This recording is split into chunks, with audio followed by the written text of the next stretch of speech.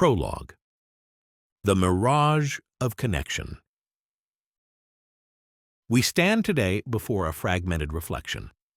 Never before has humanity wielded such an expansive array of tools, promising unprecedented understanding. Yet never before have we been so thoroughly disconnected from ourselves. Our era boasts of its diversity, proudly parades inclusion, and celebrates connectivity. Yet behind the exuberant banners of progress hides an unspoken emptiness, a silent acknowledgement that our connections, abundant though they may be, remain disturbingly superficial. In the ceaseless glow of screens and amidst the endless scroll, we search relentlessly for a reflection that feels authentic, one that might reveal some profound truth about who we are or who we have become. Yet every swipe, every like, every carefully chosen snapshot only fragments our already fragile self-awareness further. Beneath these carefully constructed digital personas lies a desperate yearning, a quiet recognition that we have become the reflections themselves, endlessly replicating images and ideas dictated by invisible forces we scarcely understand. This is our modern paradox. In an age obsessed with authenticity, we live lives meticulously curated, reflections endlessly multiplied but devoid of genuine resonance. We no longer control these reflections. They control us. We chase shadows mistaken for substance, lost within a maze of digital mirrors that fracture rather than reflect, distort rather than clarify. As we stand before this broken mirror, we must confront uncomfortable questions. Have we mistaken visibility for intimacy, contact for communion? Have we exchanged true connection for the mere mirage of connectivity? This book seeks not simply to answer these questions, but to illuminate them, to navigate courageously into the heart of our digital solitude, exploring the ways in which we might reclaim authenticity from the shattered fragments of our contemporary selves. It is an invitation, perhaps even a challenge, to look beyond reflections, to rediscover a depth of existence buried beneath layers of performance and pretense. As we journey through these chapters, let us not merely observe, but deeply question. Let us not merely scroll, but pause, confront, and finally ask ourselves, in our relentless pursuit of connection in this more diverse world, have we forgotten what it means to genuinely connect? Have we, in our attempts to adapt, unknowingly surrendered the very essence of who we are? Chapter 1. Connected Yet Alone. The Digital Human Condition. The Age of Connection and the Crisis of Solitude. In an age where connectivity has reached unprecedented heights, humanity paradoxically experiences intensified solitude. The internet, social media, and digital communication tools promise constant interaction. Yet beneath the veneer of perpetual engagement lies a profound sense of detachment. We have woven an expansive digital web, intricately threading through every dimension of our lives. Yet far from binding us together in deeper and more meaningful ways, this net has fragmented our relationships, distorted our sense of self, and left us lonelier than ever. Indeed, the irony of our modern era is that as connectivity increases, isolation intensifies. Rather than fostering intimacy, the digital world frequently reduces interactions to hollow performances, substituting genuine human connection with a relentless pursuit of validation. We inhabit a world where messages traverse the globe instantaneously, yet conversations grow superficial. Friendships are quantified by follower counts rather than measured by emotional depth, and love becomes mediated through glowing screens, stripped of warmth, tactile presence, and vulnerable authenticity. Yet even as we navigate this landscape of apparent estrangement, we must also recognize the profound beauty embedded within our digital existence. For many, digital technologies have become sanctuaries, spaces transcending geography, enabling the lonely to find kinship, the silence to speak openly, and the marginalized to discover communities of belonging. Within these virtual realms, identity is fluid and expressive. Creativity blossoms unchecked by physical constraints, and previously unheard voices echo across global networks. This optimistic perspective suggests not a collapse, but rather an evolution of connection, positioning digital solitude as an invitation toward deeper self-discovery and novel paradigms of intimacy. Nevertheless, upon closer examination, the shadows cast by digital connection grow increasingly pronounced. The connections we celebrate as revolutionary often prove illusory, not fortified by authenticity but by performance, visibility, and approval. Behind every meticulously curated profile lies a silent longing for genuine acceptance, an unspoken hunger for human warmth that no virtual interaction can fully satisfy. Our digital narratives, painstakingly orchestrated, conceal complexities and vulnerabilities integral to our true selves, if such a concept still holds. Thus, the utopian vision of boundless digital communion inevitably falters, replaced by the stark realization that, in our pursuit of infinite connectivity, we have inadvertently traded depth for breadth, intimacy for immediacy, and truth for illusion. Yet before delving further into this crisis, we must first consider a compelling counterargument. Perhaps digital technology has not alienated us, but revolutionized the ways we connect, creating opportunities for community, self-expression, and belonging. If this optimistic view is valid, digital solitude is not a crisis, but rather a transformation, one to embrace rather than resist. However, as this chapter will reveal, even this utopian vision ultimately collapses under scrutiny, exposing connection as a carefully curated illusion. The promise of digital connection. Proponents of digital technology maintain that the Internet has ushered in an era of unprecedented social inclusion. No longer are relationships constrained by geography, social class, or physical spaces. The digital age democratizes communication, enabling people from diverse backgrounds to share experiences and build relationships previously impossible. It transcends borders, dissolves distances, and weaves a tapestry of connections through countless invisible threads. Social media platforms create spaces where individuals discover communities regardless of physical location. LGBTQ+ youth in conservative societies, for example, find validation and support through online networks. Individuals suffering from rare illnesses connect through forums, exchanging information, seeking emotional support, and advocating for medical research. Previously unheard voices now resonate across digital channels, fostering empathy and understanding. Such examples suggest digital technology has indeed expanded possibilities for meaningful connection, illuminating paths of belonging previously obscured by isolation. Moreover, proponents argue that online interactions are not inherently inferior to face-to-face relationships. Digital communication encourages thoughtful reflection, allowing individuals to articulate thoughts precisely. Within the quiet solitude of digital spaces, individuals craft identities with intentionality, express vulnerabilities courageously, and explore internal depths before sharing outwardly. Unlike ephemeral in-person interactions, online exchanges leave lasting records, inviting sustained engagement, contemplation, and deeper reflection over time. Even social media, often criticized for superficiality, provides each user a canvas for projecting and evolving the self. In this perspective, digital solitude is not problematic but adaptive, perhaps even evolutionary.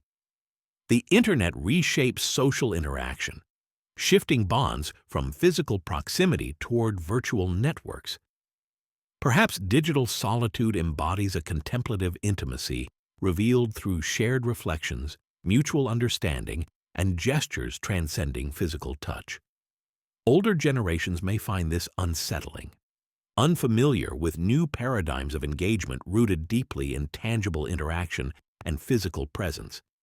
Yet younger generations, fluent in digital existence, experience online interactions not as diminished, but as natural extensions of human connection, a vibrant yet immaterial dimension of authentic existence.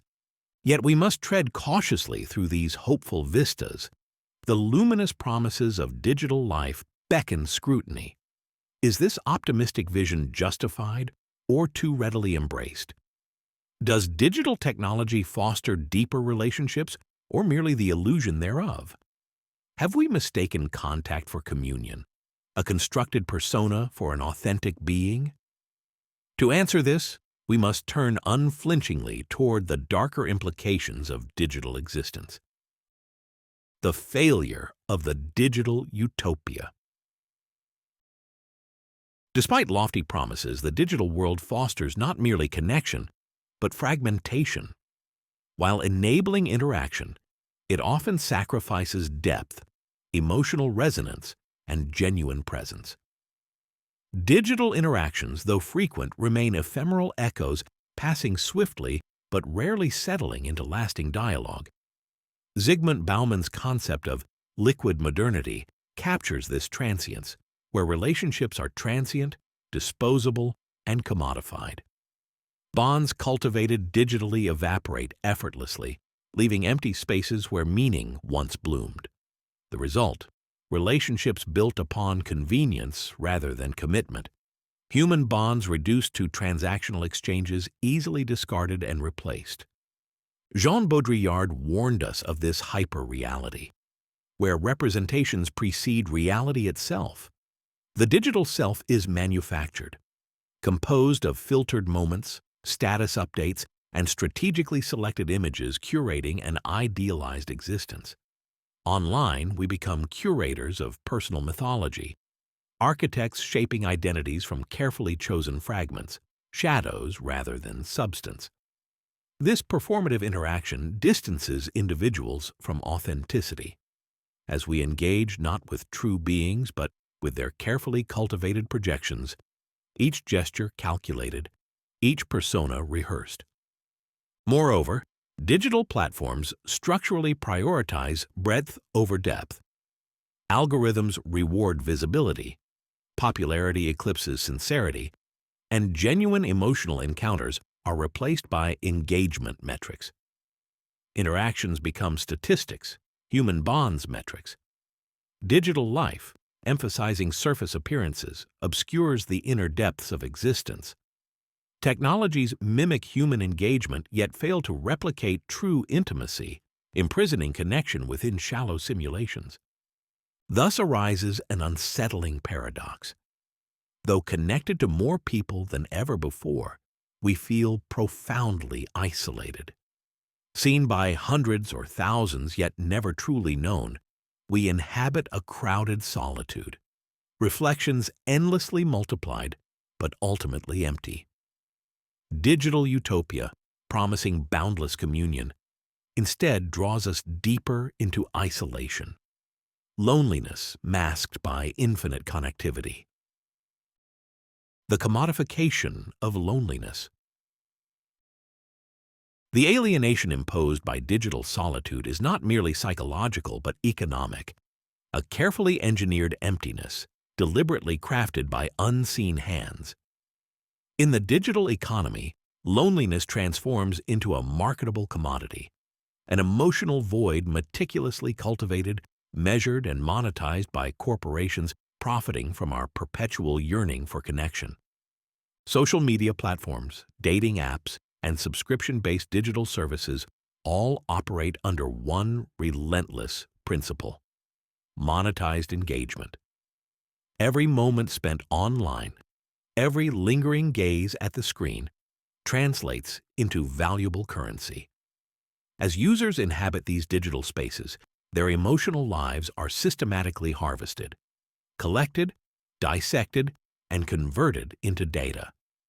Each interaction, every like, comment, share, and retweet represents fragments of human experience transformed into quantifiable data points. Algorithms thrive upon these morsels of attention, continuously refining themselves to ensure users remain captive, forever looping within cycles of compulsive content consumption. Philosopher Slavoj Žižek critiques precisely this insidious cycle, noting that contemporary capitalism flourishes by deliberately manufacturing dissatisfaction and then providing commodities that promise its relief. Digital capitalism employs the same logic. Social media shapes anxieties and insecurities only to offer fleeting validations through carefully calibrated metrics of popularity. Dating apps turn intimacy and affection into competitive marketplaces, gamifying relationships by encouraging users to swipe left or right, discarding potential partners with casual indifference, as if human beings were disposable commodities displayed on a shelf. In both instances, the digital ecosystem creates and perpetuates the alienation it claims to resolve, leaving users in a perpetual state of existential hunger, always connected, yet never truly fulfilled. Furthermore, even the powerful concept of diversity, once a rallying cry for inclusion and societal transformation, has been quietly co-opted by corporate interests. Herbert Marcuse warned long ago that capitalism possesses an almost boundless capacity to absorb and neutralize dissent, effortlessly integrating opposition into profit-driven structures. In the digital era, such absorption has reached unprecedented sophistication. Complex identities become oversimplified hashtags, political movements morph into polished branding campaigns, and the revolutionary rhetoric of activism devolves into another tool for corporate image enhancement and increased revenue. Thus, the authentic yearning for human connection, a profound existential quest, becomes repurposed within an economic model sustained by our emotional emptiness. Loneliness itself is commodified, neatly packaged into digital products designed explicitly to create dependency, perpetuating endless cycles of consumption and engagement. Digital platforms do not heal isolation. Instead, they profit from perpetual alienation, constructing fragile illusions of intimacy while keeping genuine human connection always tantalizingly beyond reach. Ultimately, digital capitalism engineers a paradoxical economy where we are simultaneously consumers and commodities, longing desperately for authenticity, yet trapped within systems explicitly designed to deny it. Our solitude, once deeply private and intensely personal, has become public and profitable, resold back to us piece by piece as we scroll endlessly onward, forever searching for the authentic connection that remains just beyond our grasp. Reclaiming authentic presence. How then can we escape this relentless cycle? Is it possible, amid the perpetual noise of digital existence, to reclaim authentic human connection within a world prioritizing performance over presence, appearances over genuine reality? Martin Heidegger's conception of authenticity offers crucial insights here. Heidegger argues that genuine existence arises not through passive engagement or distracted interactions, but through direct, unmediated encounters, moments in which we confront ourselves and the world without the protective barrier of screens or carefully constructed identities. Digital technology, however, introduces multiple layers of mediation, converting true presence into mere representation and genuine communion into carefully orchestrated interactions. Within these mediated spaces, we become shadows of ourselves, exchanging curated fragments rather than whole embodied presences. To reclaim authentic connection, we must consciously resist such artificial frameworks, creating and safeguarding spaces that permit unfiltered and vulnerable exchanges, interactions defined by openness, honesty, and mutual vulnerability. Building upon this idea, Emmanuel Levinas deepens the exploration by emphasizing ethical responsibility. Levinas positions morality not within abstract principles or distant ideals, but within the immediacy of face-to-face encounters. Such raw and direct interactions compel us to acknowledge the infinite depth of the other's humanity, driving us toward empathy, compassion, and ethical accountability. Yet digital interaction, reducing individuals to mere avatars, texts, or disembodied profiles, strips away this ethical intensity. It becomes all too easy, almost natural, to engage with others as abstractions rather than as real living beings whose presence demands moral recognition. Online, the faces of strangers remain hidden, making genuine ethical interaction difficult or even impossible, as screens shield us from the profound gravity and vulnerability inherent in authentic human encounters. To transcend digital solitude, we must deliberately reshape our relationship with technology, not passively accepting its terms, but thoughtfully and intentionally reconfiguring our use. This requires establishing clear boundaries around our digital engagements, prioritizing meaningful, real-world interactions over superficial virtual exchanges. It involves reclaiming physical spaces, face-to-face conversations, and embodied encounters in which human presence is cherished above digital performance. Such reclamation demands courage, the courage to step away from digital applause, to risk vulnerability, and to embrace interactions beyond measurement, monetization, or public consumption. Yet reclaiming authentic presence is not simply about withdrawing from technology.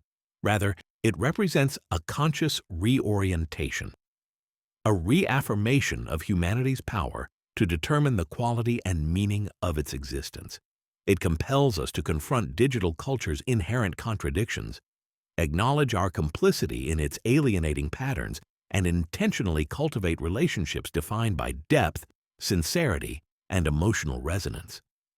Only through such deliberate efforts can we rediscover the lost art of genuine connection, embracing an authenticity and ethical depth that remind us of our shared humanity.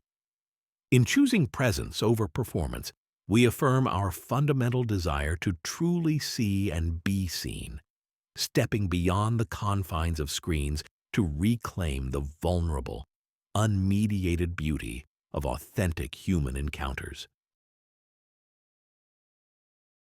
Chapter 2. The Ceremony of the Self. Fire, Reflection, and Lie. The birth of consciousness. The first genuine ritual of self-discovery was neither digital nor linguistic. It was fire. More than a mere source of warmth and protection, fire represented the earliest external force that humanity could create, control, and transform into an instrument of preservation.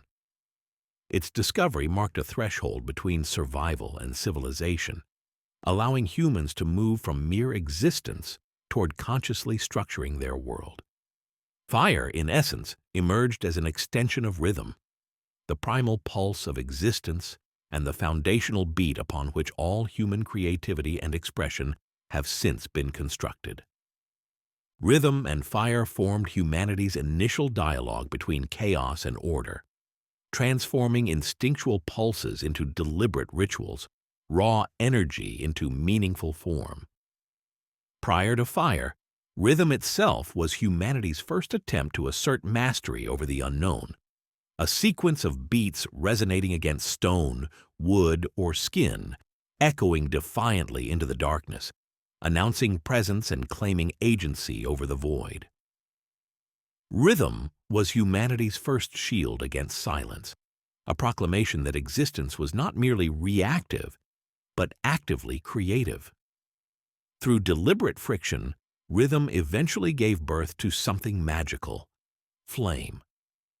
Fire represented not merely a discovery, but an awakening, the first external force subdued by human hands, marking the initial rupture between nature and mastery. Yet fire did not arrive in isolation. It was rhythm's offspring, the inevitable consequence of structured motion across time. Just as rhythm had previously warded off the abyss, fire now illuminated it, revealing hidden truths through its flickering dance.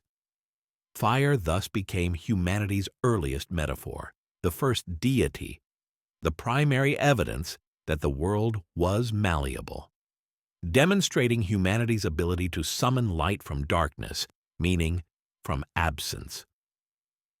This emergence powerfully illustrates Nietzsche's dichotomy of Apollonian and Dionysian forces. Fire is Apollo's gift, structured, illuminating, and symbolic of dominion over chaos. Rhythm, conversely, belongs to Dionysus, wild, ecstatic, surrendered fully to instinctual motion. In the convergence of rhythm and fire, these forces intertwined rather than opposed each other. The steady beat joined the untamed flame, and the disciplined hand harmonized with raw energy. From this sacred merging emerged human culture itself. Rhythm was not simply the initial step toward music. It was humanity's first stride toward reflective thought. To externalize rhythm beyond the internal heartbeat was to bridge impulse and interpretation, action and contemplation. Fire merely materialized what rhythm had already implied, the potential to alter, shape, and ultimately comprehend the world. But fire also served as humanity's first mirror. The flickering glow against cavern walls cast moving shadows independent of their sources, a vivid prefiguration of Plato's allegory of the cave. Thus, early humans encountered their doubles, spectral imitations of themselves, initiating the long journey toward self-awareness. Shadows, like reflections upon water, compelled recognition of a distinct I, an individual identity separate from the external world, something observable, examinable, and inevitably performed. Nietzsche, in Thus Spoke Zarathustra, describes the birth of self-consciousness as the moment humanity became burdened with its own image, no longer existing purely, but instead compelled to reflect, judge, and construct an identity. The discovery of fire and shadow echoes humanity's later encounter with the mirror, revealing a rupture that demanded interpretation, just as flame once demanded reverence. Thus, self-awareness was never neutral. It was inherently theatrical. From cave paintings depicting self-likenesses to ceremonial dances imitating celestial motions, self-representation has always involved performance. The self was not simply found. It was staged. Indeed, the first lie was not merely deception or dishonesty, but an act of creation itself. When an ancient human intentionally distorted reality, something profound happened. The world ceased to be fixed and unchanging, becoming instead a canvas for shaping meaning.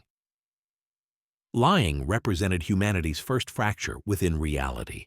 The moment metaphor was born, recognizing that a thing might represent something other than itself. To lie was humanity's earliest symbolic act, an initial awareness that reality was malleable rather than absolute. Thus, the lie became the mother of metaphor. More than mere survival, this realization led to art, representation, and language itself. Just as fire reshaped the physical world, language reshaped intangible reality. Nietzsche argued that all truths were merely metaphors solidified over time, illusions collectively forgotten as illusions.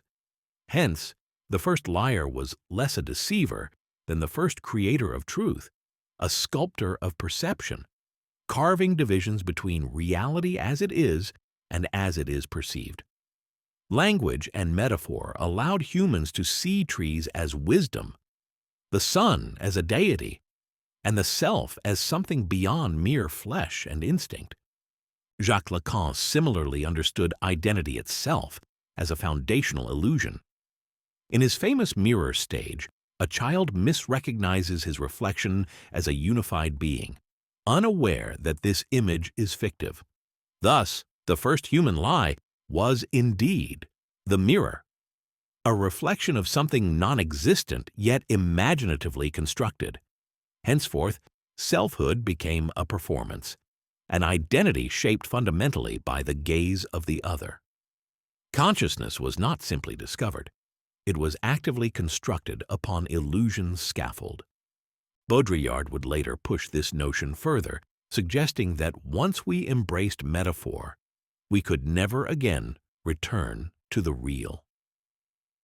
The lie that engendered consciousness eventually spawned hyper-reality, a world where reality and simulation became indistinguishable. What began as a necessary distortion has become an endless cycle of simulations. We no longer merely lie, we inhabit the lie, constructing and living within curated identities, filtered images, and digital personas, reflections upon reflections with no original. Thus, the initial lie was not merely consciousness's beginning. It marked the inception of everything thereafter: mythology, poetry, and self-awareness itself. Yet if lies created us, what happens when we no longer recognize them as illusions? When metaphors become indistinguishable from reality itself? In our current age, where identities are projections, algorithmic echoes, and pixelated mirages, have we truly become conscious? Or have we transformed into mere reflections trapped within rituals of identity we no longer control? Have we metaphorically perished in our journey from primordial lies to the algorithmically curated selves of today?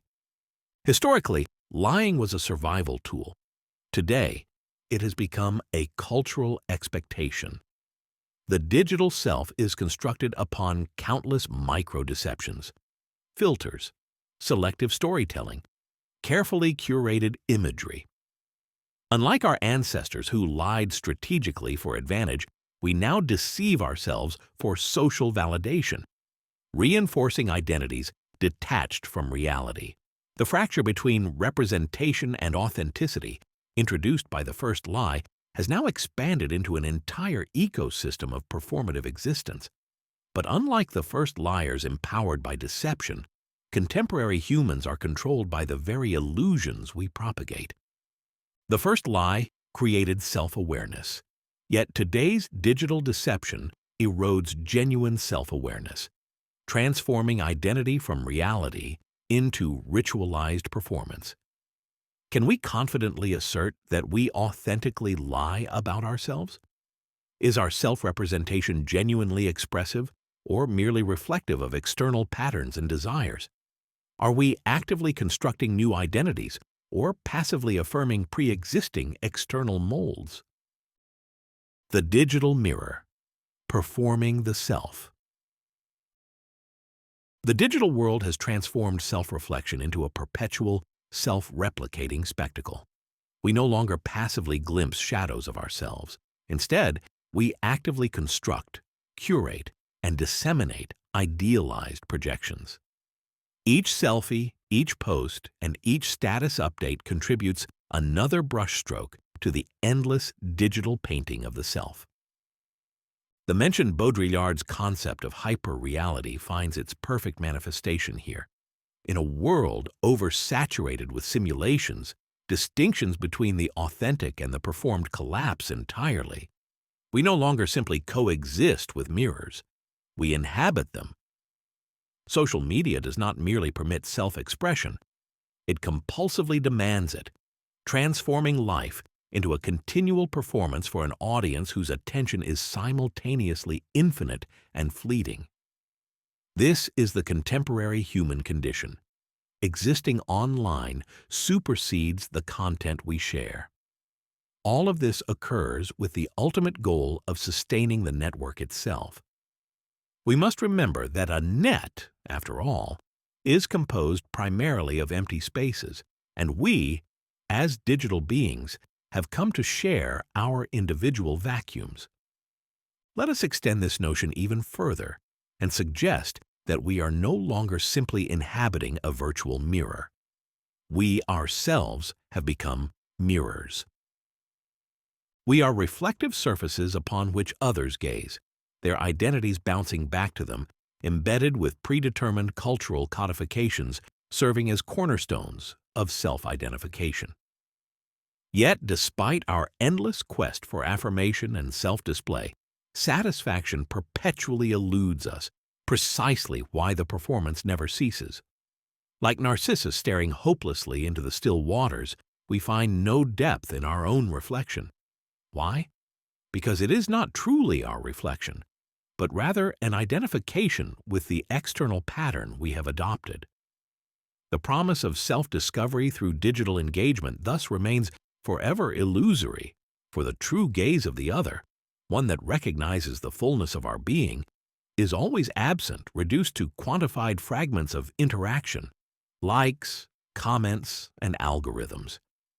Never before have we wielded such profound control over our projected image, yet never before have we felt so profoundly disconnected from authentic selfhood. Recall that our earliest sense of self-awareness arises from our reflection in our mother's eyes. The origin of identity is thus rooted in recognition by another. What then becomes of identity when that other is reduced merely to disembodied pixels?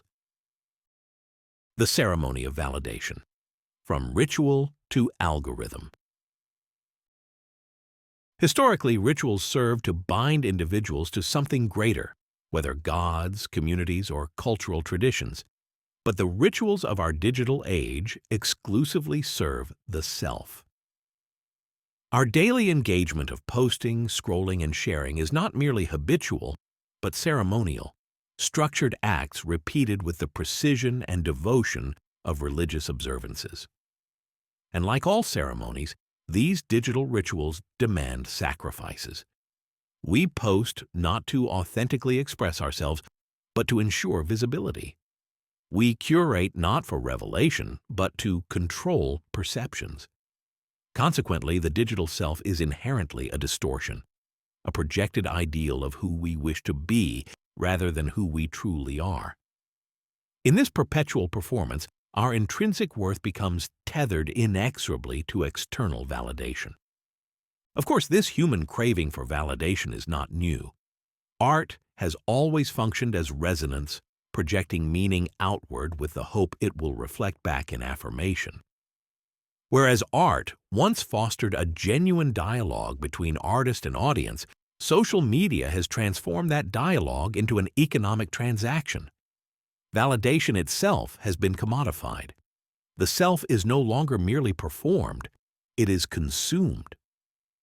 Contemporary art installations illustrate this phenomenon clearly. Emerging from a triadic relationship among artist, spectator, and object, contemporary art continuously redefines itself through context, a fractal reflection in which spectator and object constantly shift in mutual influence, akin to an endlessly twisting Mobius strip.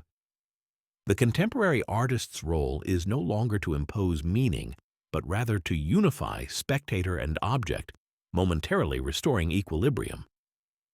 On a collective level, art reminds us who we are. Individually, it reveals the precise conditions and locations of our existence.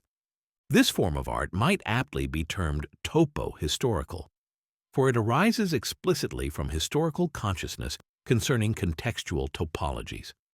It inaugurates new spaces by uniting its three vortices, spectator, artist, and object, into singular moments of meaningful interaction. In its proto-history, art arose to sublimate existential anguish, bridge the unbridgeable gap of existence, and redeem the crushing weight of consciousness. However, contemporary art achieves its primary function only in the very process of becoming. Once realized, it dissolves back into the void it momentarily fills. Yet contemporary art risks losing itself in excessive self-consciousness, becoming obsessed with its function rather than its content. Likewise, digital culture has lost its way by prioritizing validation rather than authentic expression. Our digital interactions, like contemporary installations, become ephemeral moments of participation, dissolving immediately after their realization. The act itself becomes meaningless once performed, yet we compulsively repeat it, seeking endlessly that fleeting surge of validation and dopamine, delivered conveniently through notifications.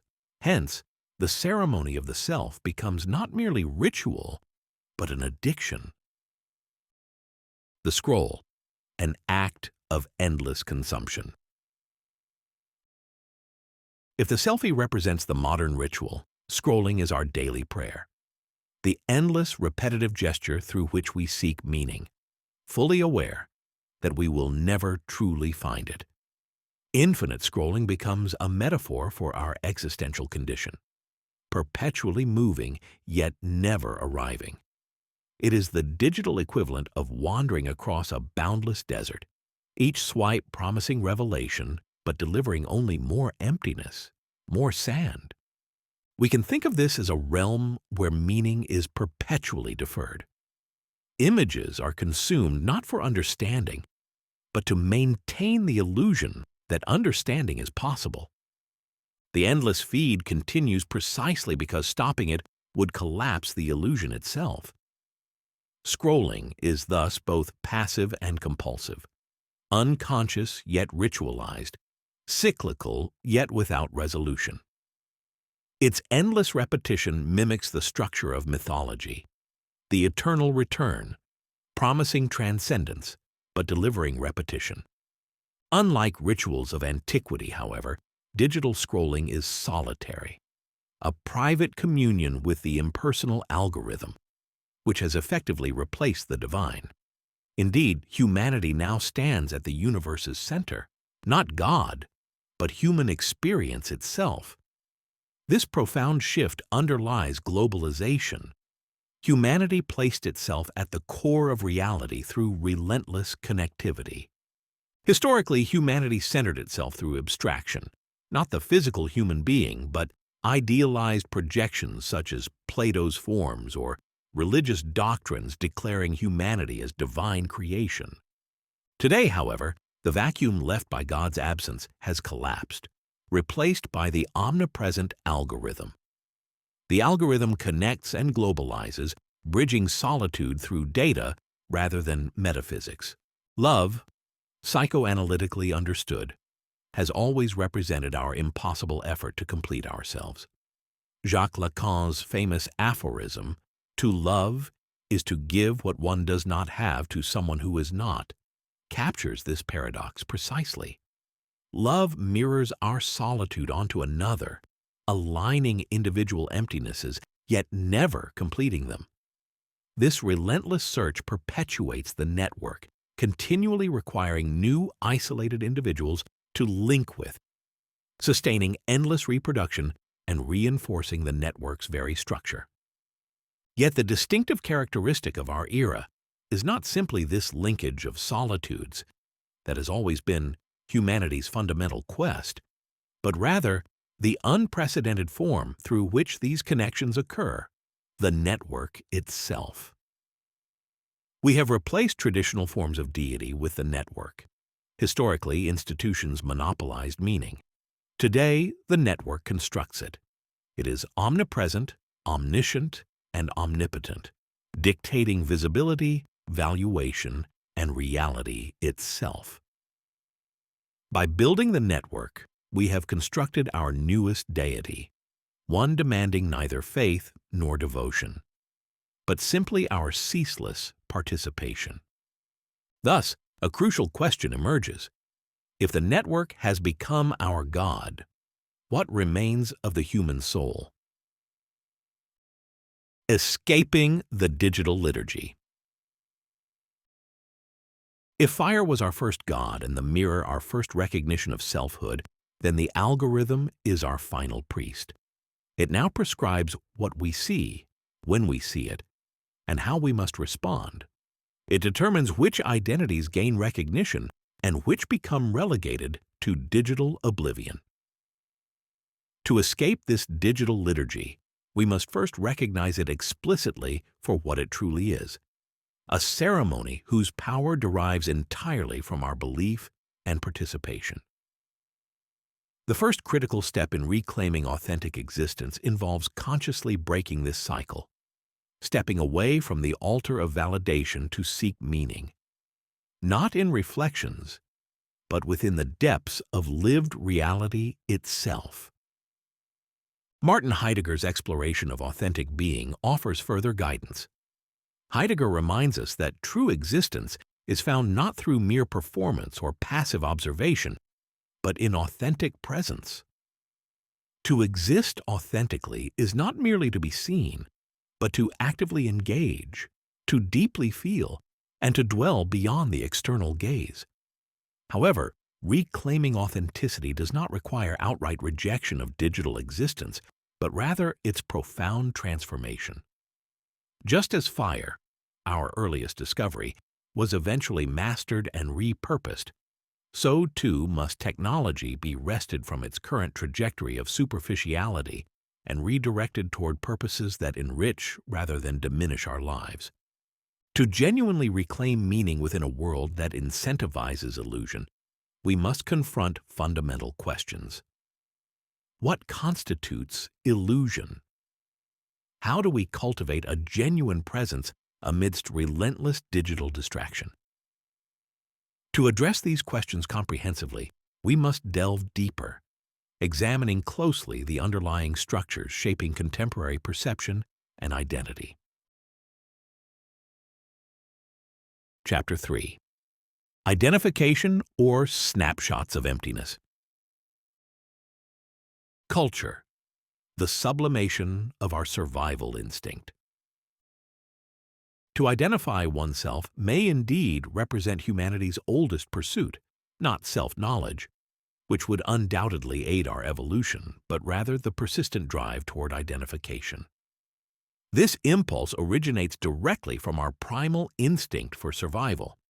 For greater efficacy in a hostile world, humans instinctively identified with their herd, leveraging collective strength.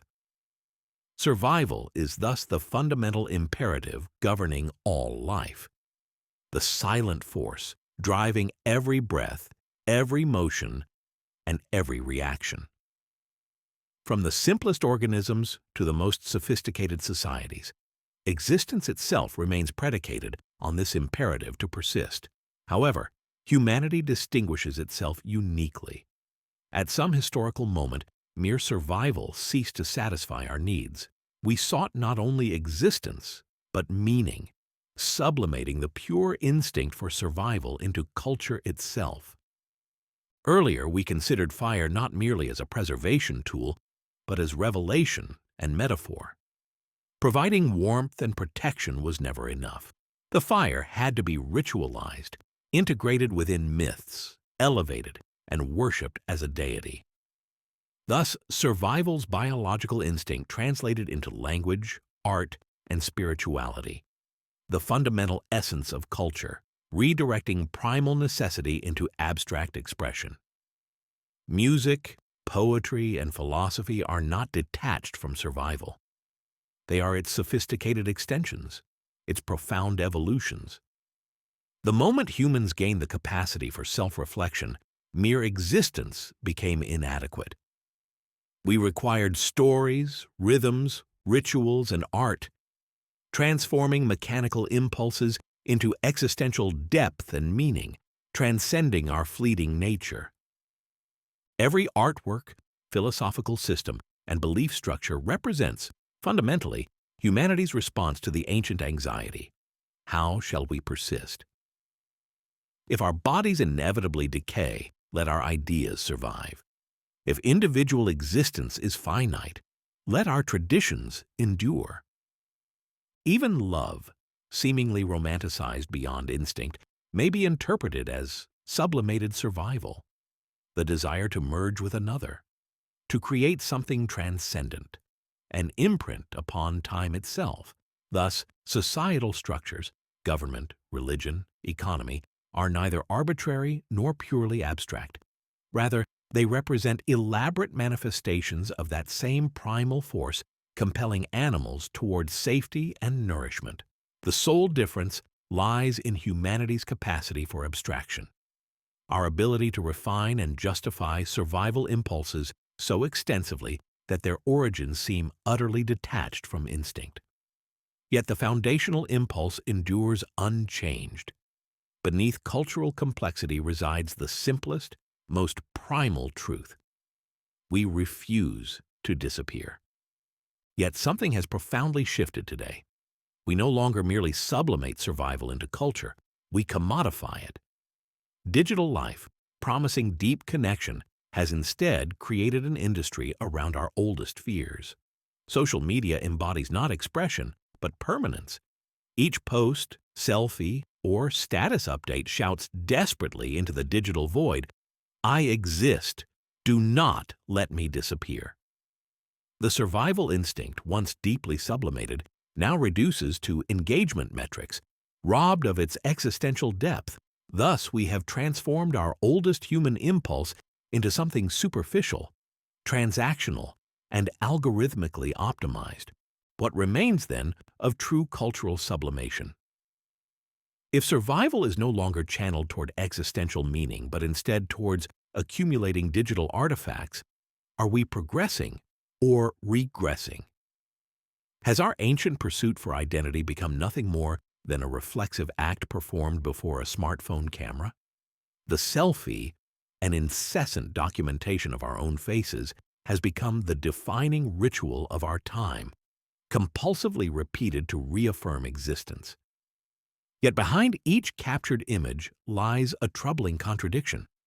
We seek survival, but no longer know precisely who we are. We press the shutter not to capture identity, but to construct it. The digital self thus emerges as an assembly of poses, expressions, and angles carefully selected to fit predetermined cultural patterns, imposed by ideologies, validation systems, and social expectations. In a society driven by optics and identity quantified by metrics, we remain trapped within illusions of recognition. We perform, project, and refine, but never truly uncover. Yet what defines us, if not the stories we repeatedly tell ourselves? Is identity fundamentally an illusion, a veil obscuring the true nature of reality? As we attempt identity construction through hashtags and filters, are we merely chasing shadows, confusing reflections for substance?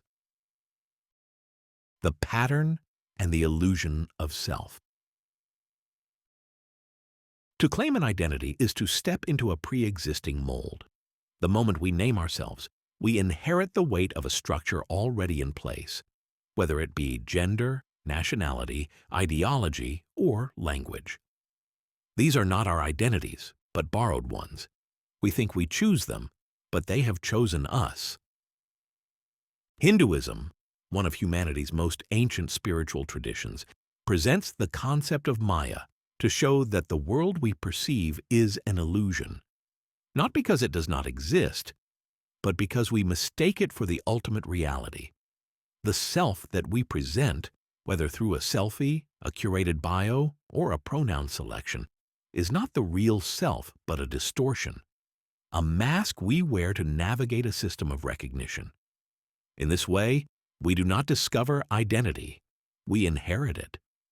The categories we use, man, woman, non-binary, queer, asexual, and so on, are simply new iterations of the old, variations of a taxonomy that offers definition without depth. Let us not confuse representation for being. In a way, identity is merely a repetition of old structures under different names. The self does not emerge from definition, but from difference, from the refusal to conform to a predetermined form. And yet, the digital world has conditioned us to do precisely the opposite, to define, categorize, and validate ourselves through endless snapshots of sameness.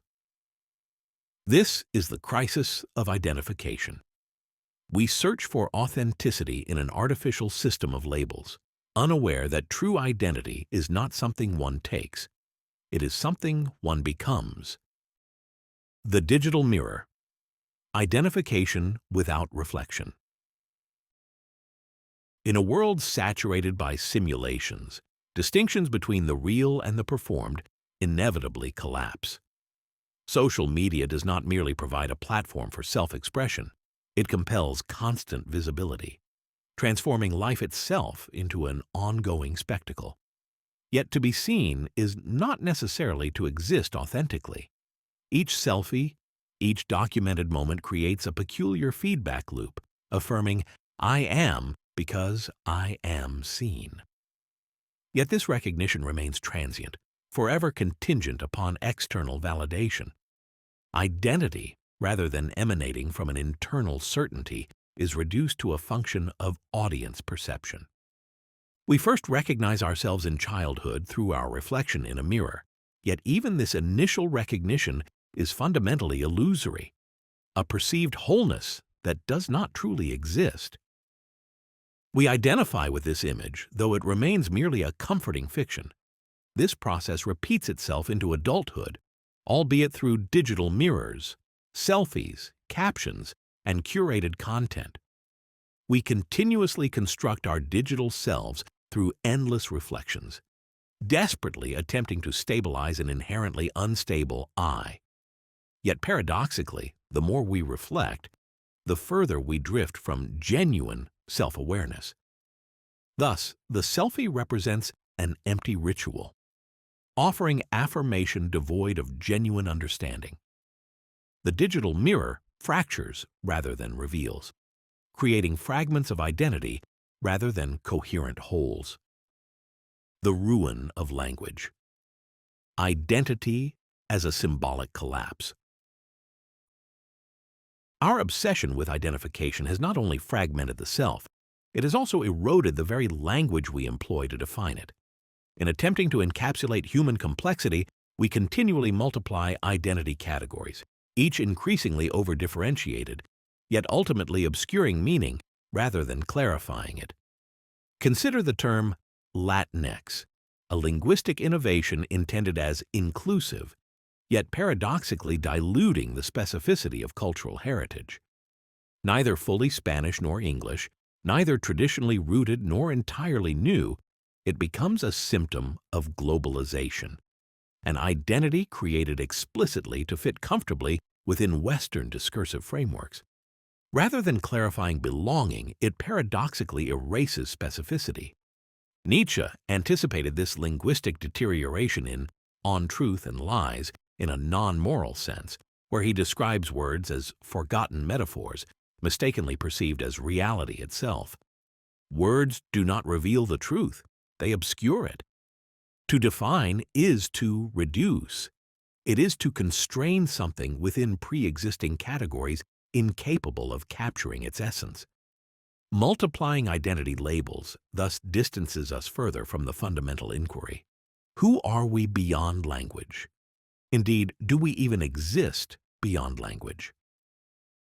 Jacques Lacan and his linguistic successors argue that language structures consciousness itself, logos, as the universe's foundational principle.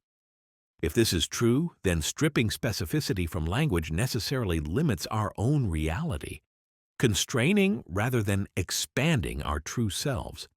In the end, proliferating identity markers do not liberate us.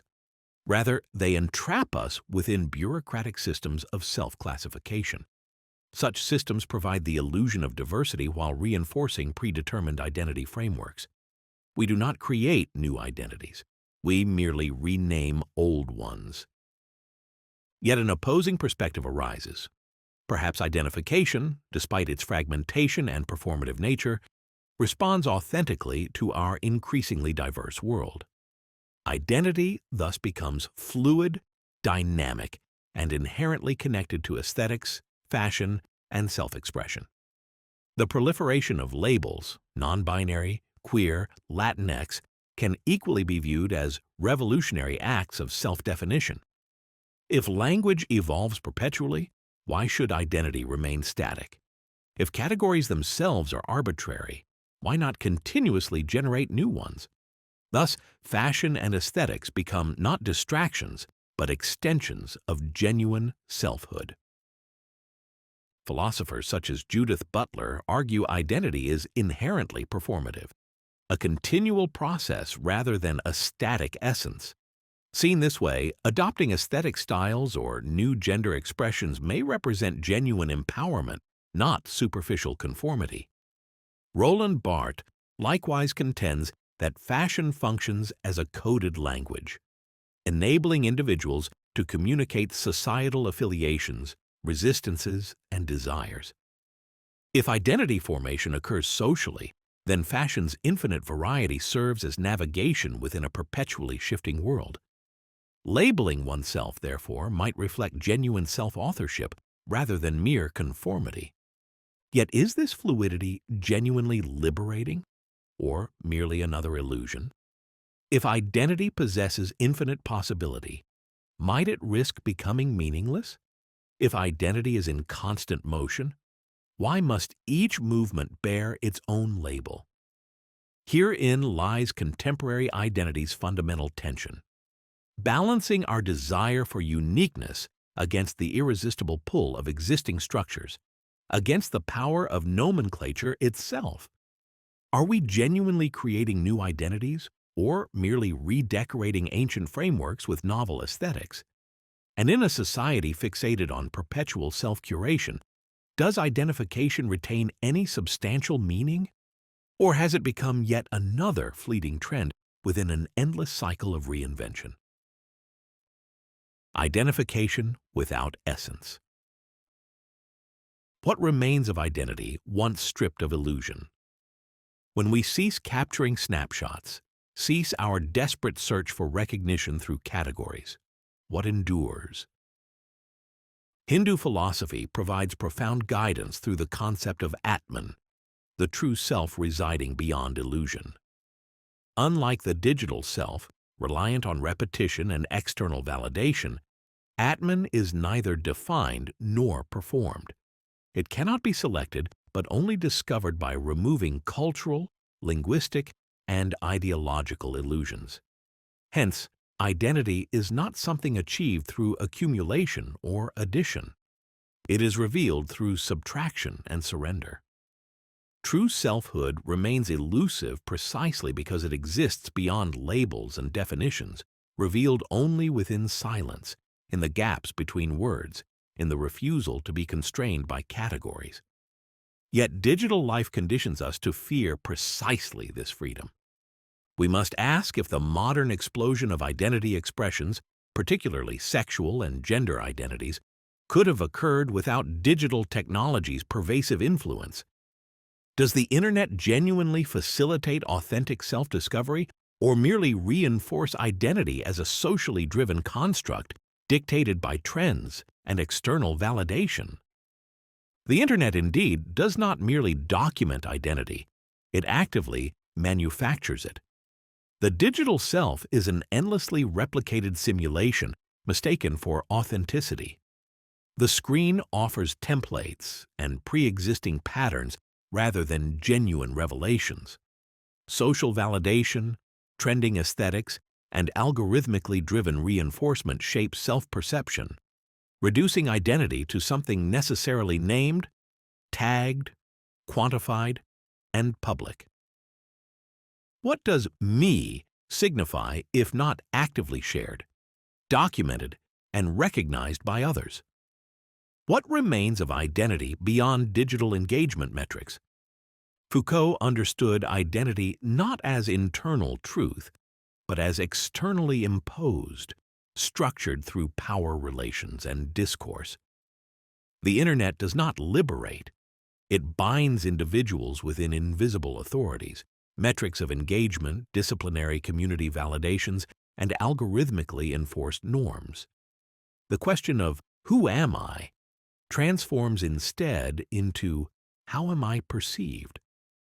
The perpetual gaze of digital others becomes inescapable, replacing institutions, religious or governmental, with algorithms rewarding easily legible, consumable identities and discarding the ambiguous, unquantifiable, and inconveniently complex. Carl Jung might describe this as the tyranny of the persona, identity as performance, curated meticulously for external approval. Yet the digital persona extends further. It demands continuous refinement in real time, constantly adjusted with each post and comment, ever adapting to fit digital molds.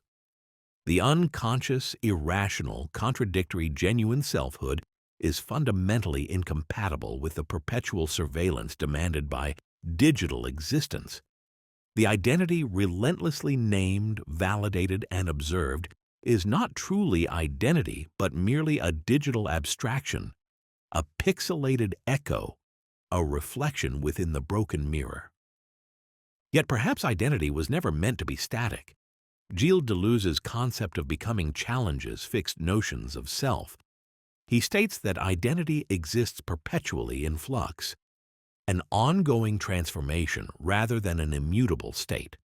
Potentially, the internet could represent a space for unfettered becoming, escaping societal norms instead of reinforcing them. However, digital platforms impose constant legibility. New categories multiply endlessly, but their essential function remains unchanged: to define, categorize, and contain.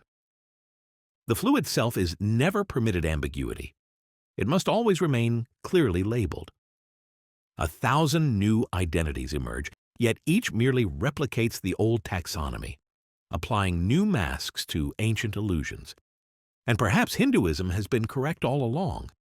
The great veil of deception, Maya, reminds us that the world as we perceive it is illusory, not because it lacks existence, but precisely because we confuse this perception for ultimate truth. Identity, as we comprehend it today, embodies this precise confusion. It is a mistaken reality, a mirage we endlessly pursue, blind to the deeper self concealed beneath surface appearances. In reality, contemporary identity-seeking rarely uncovers true selfhood. Rather, it continually chases fleeting mirages of recognition, validation, and superficial categorization.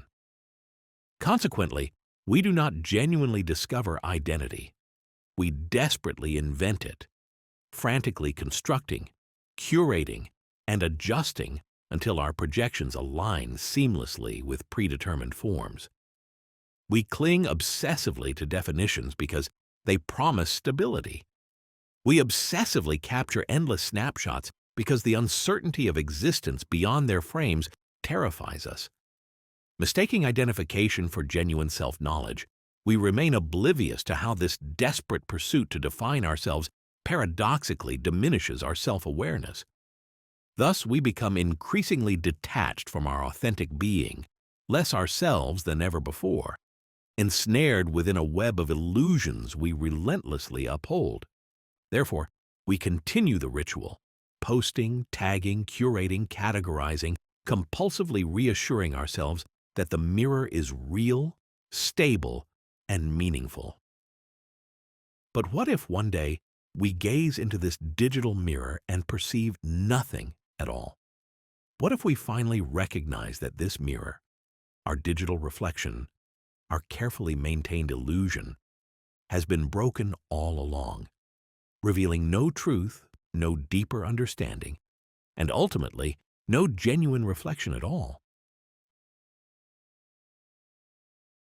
Chapter 4. Existing on the surface of a sea of pronouns.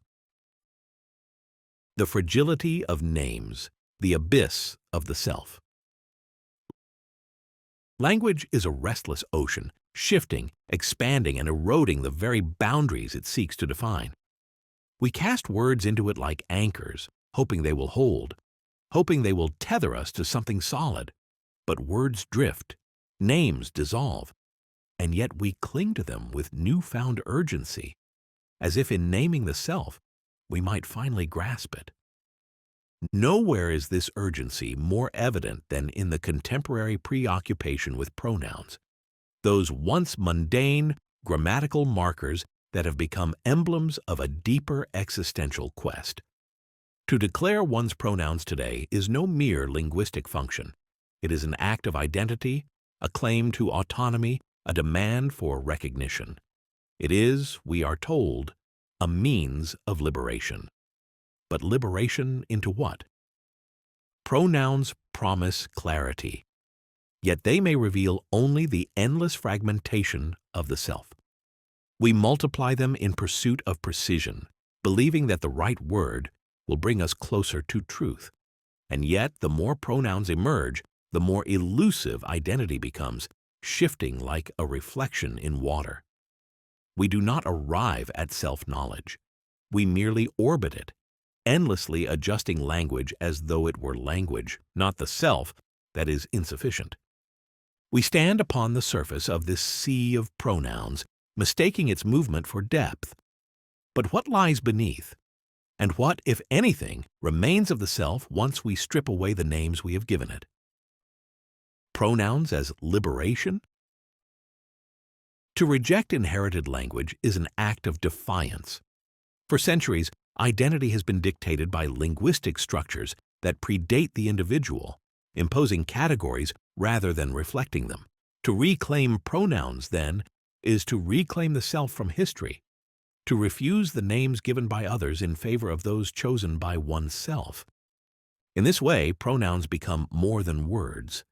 They become vessels of self-authorship. They transform language from a rigid taxonomy into an open canvas where the individual is free to redefine themselves without constraint. To declare a pronoun is to carve space in a linguistic world that has long excluded differences. It is, in this sense, revolutionary. Beyond the personal, the proliferation of pronouns signals a broader cultural resistance. Language, once used to enforce rigid binaries, is now being rewritten to reflect fluidity, multiplicity, and self-determination. If identity is socially constructed, then pronouns are the scaffolding through which new possibilities of being are built. They serve not merely to describe reality, but to shape it, ensuring that the world does not merely recognize the self, but adapts to accommodate it. Yet a question lingers. Can language, no matter how adaptive, ever truly capture what it means to exist? Or does each new pronoun, each attempt at precision, merely reinforce the illusion that the self can be contained within words at all? The trap of multiplication. When labels multiply, but meaning fades. If pronouns are tools of liberation, why do they never seem to settle into certainty? Why does their expansion feel less like clarity and more like an endless rearrangement of symbols, as though we are trying to hold identity in place while it continues to slip through our fingers? Take, for example, the ever-expanding acronym LGBTQIA+. With each passing moment, another letter is appended, another identity folded into the sequence, as if the act of naming could capture the infinite nuances of human existence. At this pace, the acronym will soon resemble an indecipherable code, something like LGBTQYM TXYZOWPU plus X minus, for instance, a desperate attempt to leave no one unacknowledged, no distinction unspoken. And yet, in this frantic expansion, something paradoxical occurs. The more we try to include, the more we blur the very differences we seek to honor. When everything is absorbed under the same vast umbrella of universal diversity, distinction itself begins to erode. In our quest to name all, we risk naming nothing at all. The alphabet will run out before we reach the destination we seek, and at that moment we may come to see the folly of our linguistic ambition. The illusion that by endlessly multiplying labels, we can master the uncontainable complexity of identity. In our effort to be the architects of a taxonomy that encompasses all, we do not liberate ourselves. We entangle ourselves further in the web of our own creation, mistaking the map for the territory, the name for the thing itself. The more pronouns we create, the more we reveal the inadequacy of language itself. Instead of fixing identity in place, the expansion of pronouns suggests that identity is never fixed at all, that it is always shifting, always resisting containment. Each new pronoun does not resolve the ambiguity, it deepens it. And so we must ask, is this truly liberation, Or are we merely refining the parameters of our own linguistic prison? Are we expanding the possibilities of selfhood, or are we simply constructing ever more elaborate labels, mistaking the proliferation of categories for a genuine understanding of what lies beneath them? If pronouns were truly enough, would we not, at some point, find ourselves at rest?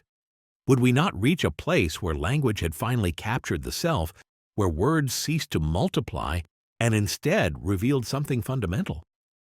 Instead, the process continues, endlessly recursive, as though we are forever at the threshold of self-recognition, but never quite crossing it. Perhaps this is because identity is not something that can be found in language.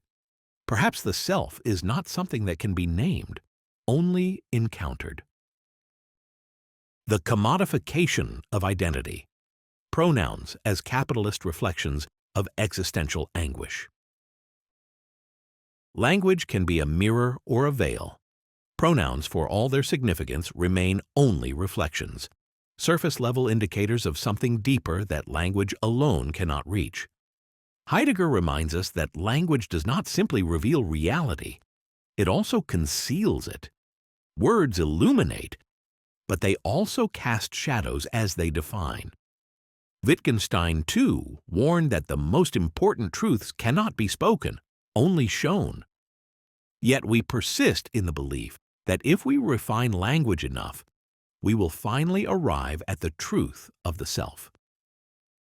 In the modern world, the pronoun has become more than a linguistic tool. It is transformed into a site of identity construction, a declaration of presence, a marker of selfhood in an era increasingly defined by fluidity. This shift toward pronoun consciousness is often framed as a triumph of individualism, a rebellion against the rigid structures of the past. But beneath this noble veneer lies a more unsettling reality. Pronouns, like all aspects of identity under capitalism, have been absorbed into the market-driven logic of modernity. They are not merely signifiers of diversity, they are commodities in an ever-evolving economy of recognition, exchanged in social and economic spaces where visibility carries value. Karl Marx, in his critique of ideology, observed that capitalism integrates all forms of human expression into its productive machinery. Guy Debord expanded on this in The Society of the Spectacle, arguing that representation increasingly replaces direct experience in consumer societies. In this light, the rise of pronoun consciousness is part of a broader cultural transformation in which identity, once shaped primarily by tradition and community, becomes an individualized project. Capitalism, in this sense, provides the infrastructure through which new identities emerge, evolve, and find recognition.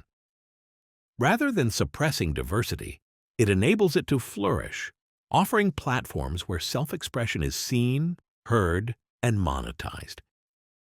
Yet beyond its social and economic dimensions, pronoun consciousness speaks to something far more fundamental: the human condition itself.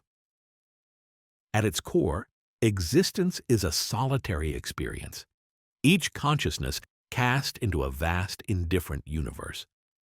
As Jean-Paul Sartre famously stated, we are condemned to be free, left to define ourselves in a world devoid of inherent meaning. Historically, humans sought refuge from this existential weight in grand narratives, religion, tradition, ideology, frameworks that provided identity, purpose, and belonging. But as these structures have receded in modernity, individuals have turned to new ways of affirming their place in the world. Here, capitalism plays an essential role. Unlike rigid systems of the past, which dictated identity from above, capitalism allows for self-definition from within. It does not impose meaning. It creates the space for meaning to be formed. The pronoun, then, is one of many tools through which individuals shape their narratives, a linguistic affirmation of identity in a world that increasingly values personal expression. Friedrich Nietzsche, in The Gay Science, recognized that the death of God would leave humanity with the responsibility of creating its own values. What he could not have foreseen was the extent to which free markets would provide the mechanisms for such creation, enabling individuals not only to define themselves, but to broadcast their identities on a global scale. Far from being merely an economic system, capitalism is a dynamic force that fosters innovation, self-expression, and social mobility. Unlike the restrictive hierarchies of the past, capitalism opens opportunities for individuals to shape their own destinies, ensuring that identity is not something prescribed, but something chosen. As John Rawls argued in A Theory of Justice, a fair society is one in which individuals have the freedom to pursue their own version of the good life, provided that the system remains just and inclusive. Capitalism, when properly structured, embodies this principle, ensuring that markets remain open, opportunities remain accessible, and personal expression is not only possible but valued. However, because profit is an inherent driving force in capitalism, it must be carefully regulated to prevent exploitation and ensure fairness. Markets function best when they are competitive and transparent, not when they are manipulated by external forces. While government regulation is necessary to prevent monopolies, protect consumers, and ensure ethical business practices, it must not devolve into interference that distorts the natural flow of the market.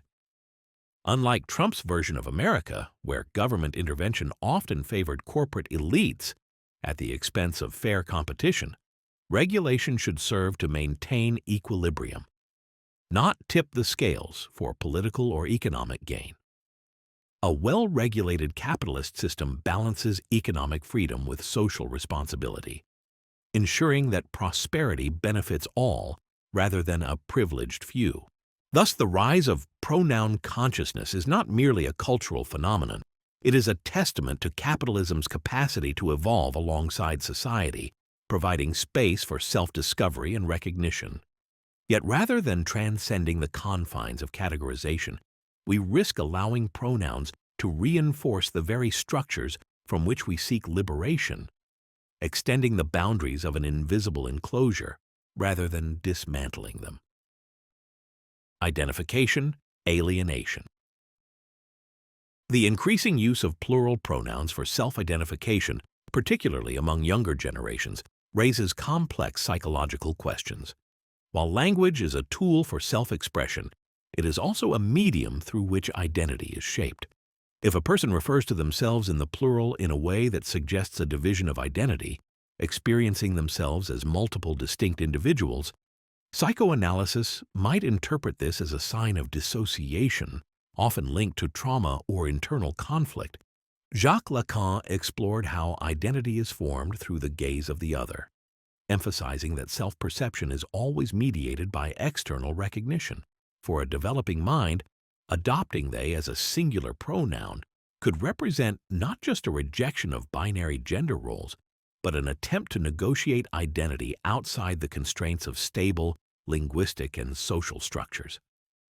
While this may be a meaningful form of self-exploration, it also raises the possibility of self-alienation, where the individual struggles to integrate their identity as a cohesive whole. Remember Heidegger.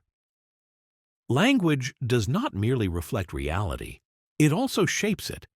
It influences both self-perception and social perception. I recall a child referring to herself as asexual before she had even encountered the full breadth of her own sexuality, an instance that reveals the precarity of introducing conceptual categories that may precede personal experience. In extreme cases, this linguistic shift might deepen rather than resolve underlying identity confusion, making it crucial to approach such changes with thoughtful psychological consideration, particularly during formative years. Silence beneath a nomenclature? The self is not a problem to be solved. It is not a puzzle whose final piece is a label.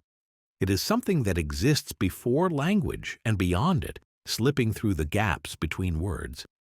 If we truly seek to understand the self, we must be willing to look beyond the surface of language, beyond the ever-expanding web of pronouns, and into the silence beneath them.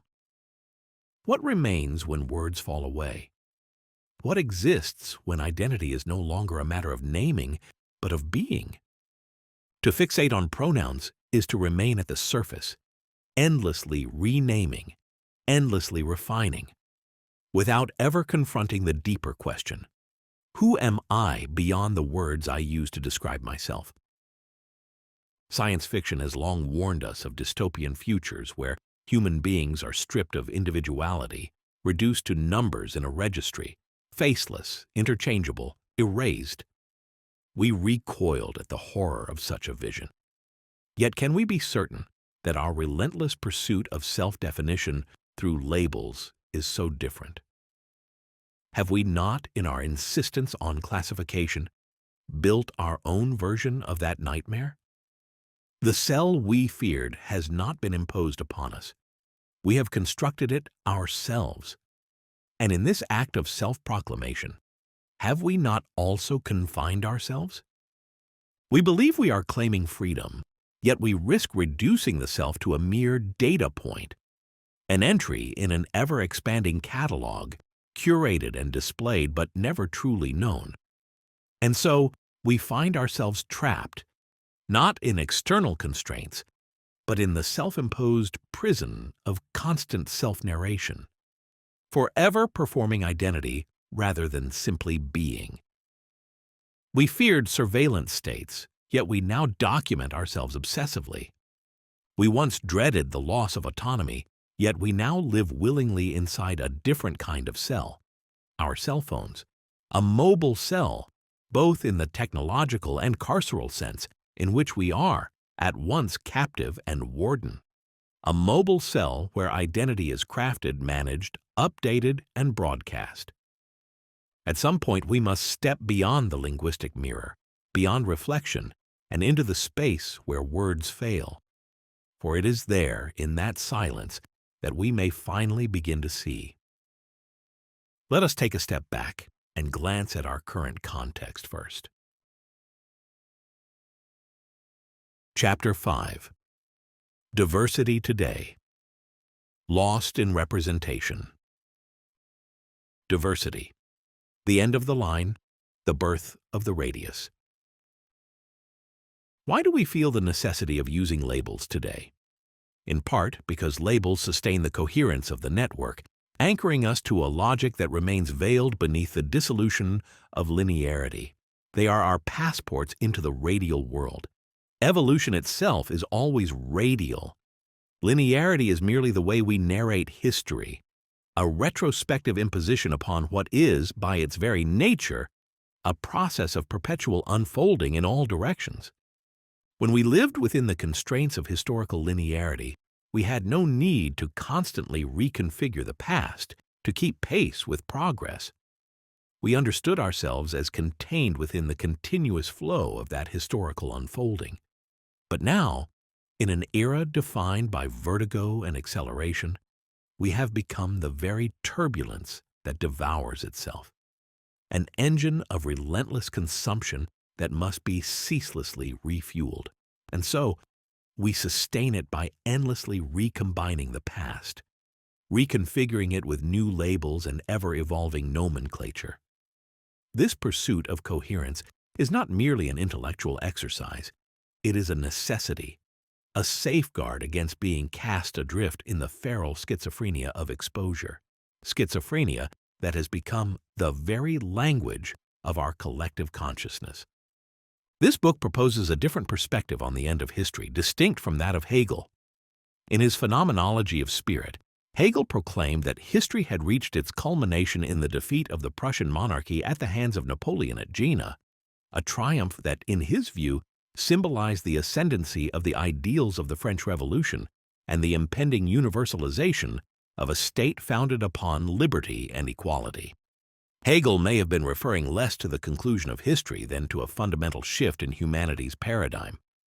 The perspective here also diverges from that of Francis Fukuyama, who interpreted the end of history in terms of socio-political and economic processes. While our focus is not on history's resolution through only political movements, we do share Fukuyama's recognition that science will carry us to the very limits of our species, to the threshold of the human as we know it. He foresaw the profound implications of molecular biology, yet even he did not anticipate the ways in which history, as a linear narrative, would be eclipsed by the virtual world. The end of the human, as conceived in the past, is now unfolding in the realm of the constantly online digital existence. This is the frontier Fukuyama did not fully consider. To his analysis, we must also add the rise of today's artificial intelligence, where the dissolution of the human reaches its most spectacular manifestation yet. In essence, our understanding of history is that of a narrative, a construct by which consciousness observes itself through time. The very word history comes from the Greek istorein, meaning to inquire, to question. It is rooted in histor, which denotes one who bears witness, who has the capacity to judge, to know. Understood in this way, history is the process by which consciousness observes itself within the linearity of time in order to conceptualize its own unfolding. This consciousness develops as it reflects upon itself, constructing its own historical logic as a mirror in which to see itself. All of human history is, therefore, rooted in a state of consciousness. But if we conceive of history as a dialectical process, a beginning, a development, and an end, then its demise in the era of virtuality is undeniable.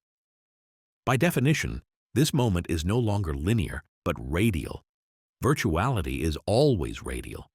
It is the era of the end of the line and the beginning of the radius. We no longer write history because our online presence has turned us away from the very concept. We no longer inquire about the past. Instead, we exist in the frenzy of mass personalization. We are post-historical beings, solitary yet enmeshed in the network. Hence, it is not history that contains us today. It is the network. Even capitalism, as we saw in the previous chapter, has pivoted. No longer can we speak of radically idealist or radically materialist ideologies. Instead, we exist within radical virtuality, an existence where everything is within reach, where every question arrives preloaded with its answer. It is within this radial dynamic that the concept of diversity has emerged, a construct that reflects the network's pursuit of radial representation. Hollywood's spectacle of diversity. Diversity has become the watchword of our cultural moment, a banner under which myriad voices are gathered, promising a renewed, kaleidoscopic vision of humankind. Yet this proclamation, at times little more than a marketing slogan, is too frequently brandished without a keen appreciation of its deeper, inherited underpinnings. In an age enamored with the frenzy of trends, new ways of self-description, new vantage points on personhood, new categories of belonging, there is a tendency to forget that our most profound identities germinate from histories we did not choose. Strands of DNA entwined with the stories of our ancestors, shaped and reshaped through the flux of culture, personal preference, and idiosyncratic inclination. This tension is nowhere more evident than in Hollywood, where the label diverse has become a commodity in itself, a glossy emblem that purports to speak for a broader spectrum of identities, yet often, ironically, flattens those very identities into a convenient selling point. One might liken this to a theatrical performance of inclusion, where the lights beam down upon an assortment of faces carefully assembled for demographic reach, ensuring that box office returns reflect a multiplicity of ticket-buying audiences. The industry's siren call of diversity, therefore, can ring hollow, a stirring promise too frequently severed from the lived realities of individuals whose complexities surpass the superficial categories onto which they have been slotted. To be clear, the aspiration for a world in which more voices are heard is not in itself misguided. Indeed, expanding cultural representation is a noble endeavor, one we are called to pursue. But the virtue of genuine diversity lies in its capacity to acknowledge the irreducible complexity of each person's inheritance, to recognize that we are all shaped by transgenerational memories, quietly carried in our blood, as much as we are shaped by the immediate environment and personal will. Diversity's philosophical essence is lost when it is invoked merely as a tool for financial gain, applied like a patchwork veneer to appease or attract certain demographics. It becomes an empty incantation, severed from the deeper truths that give it meaning. Today, the glorification of new identities emerges from the same wellspring that prizes novelty for novelty's sake. Under this paradigm, identity becomes endlessly customizable, a set of surface traits one might fluidly exchange. Yet we ignore at our own risk that a person's foundation runs deeper than any transient self-description. Our genealogical, cultural, and personal narratives are not easily cast aside. They persist as sedimentary layers within us, shaping and reshaping our perspectives, even if we try to bury them beneath contemporary buzzwords and corporate slogans. Thus, the question that arises is not whether diversity is important, indeed, it remains a critical aspect of collective flourishing, but whether the heralded diversity of our popular media is a genuine exploration of nuanced identities or a polished simulacrum designed to fill seats and capture headlines. Some argue that Hollywood, as an industry, is washing away its guilt for decades of damaging misrepresentations. But if that were true, Hollywood would not celebrate a movie that misrepresented Mexican culture with blatant inaccuracies and biases, a film that cast 3 main actors to play Mexicans when, in reality, none of those actors are Mexican. None speak with a Mexican accent, and even one of them do not speak Spanish at all.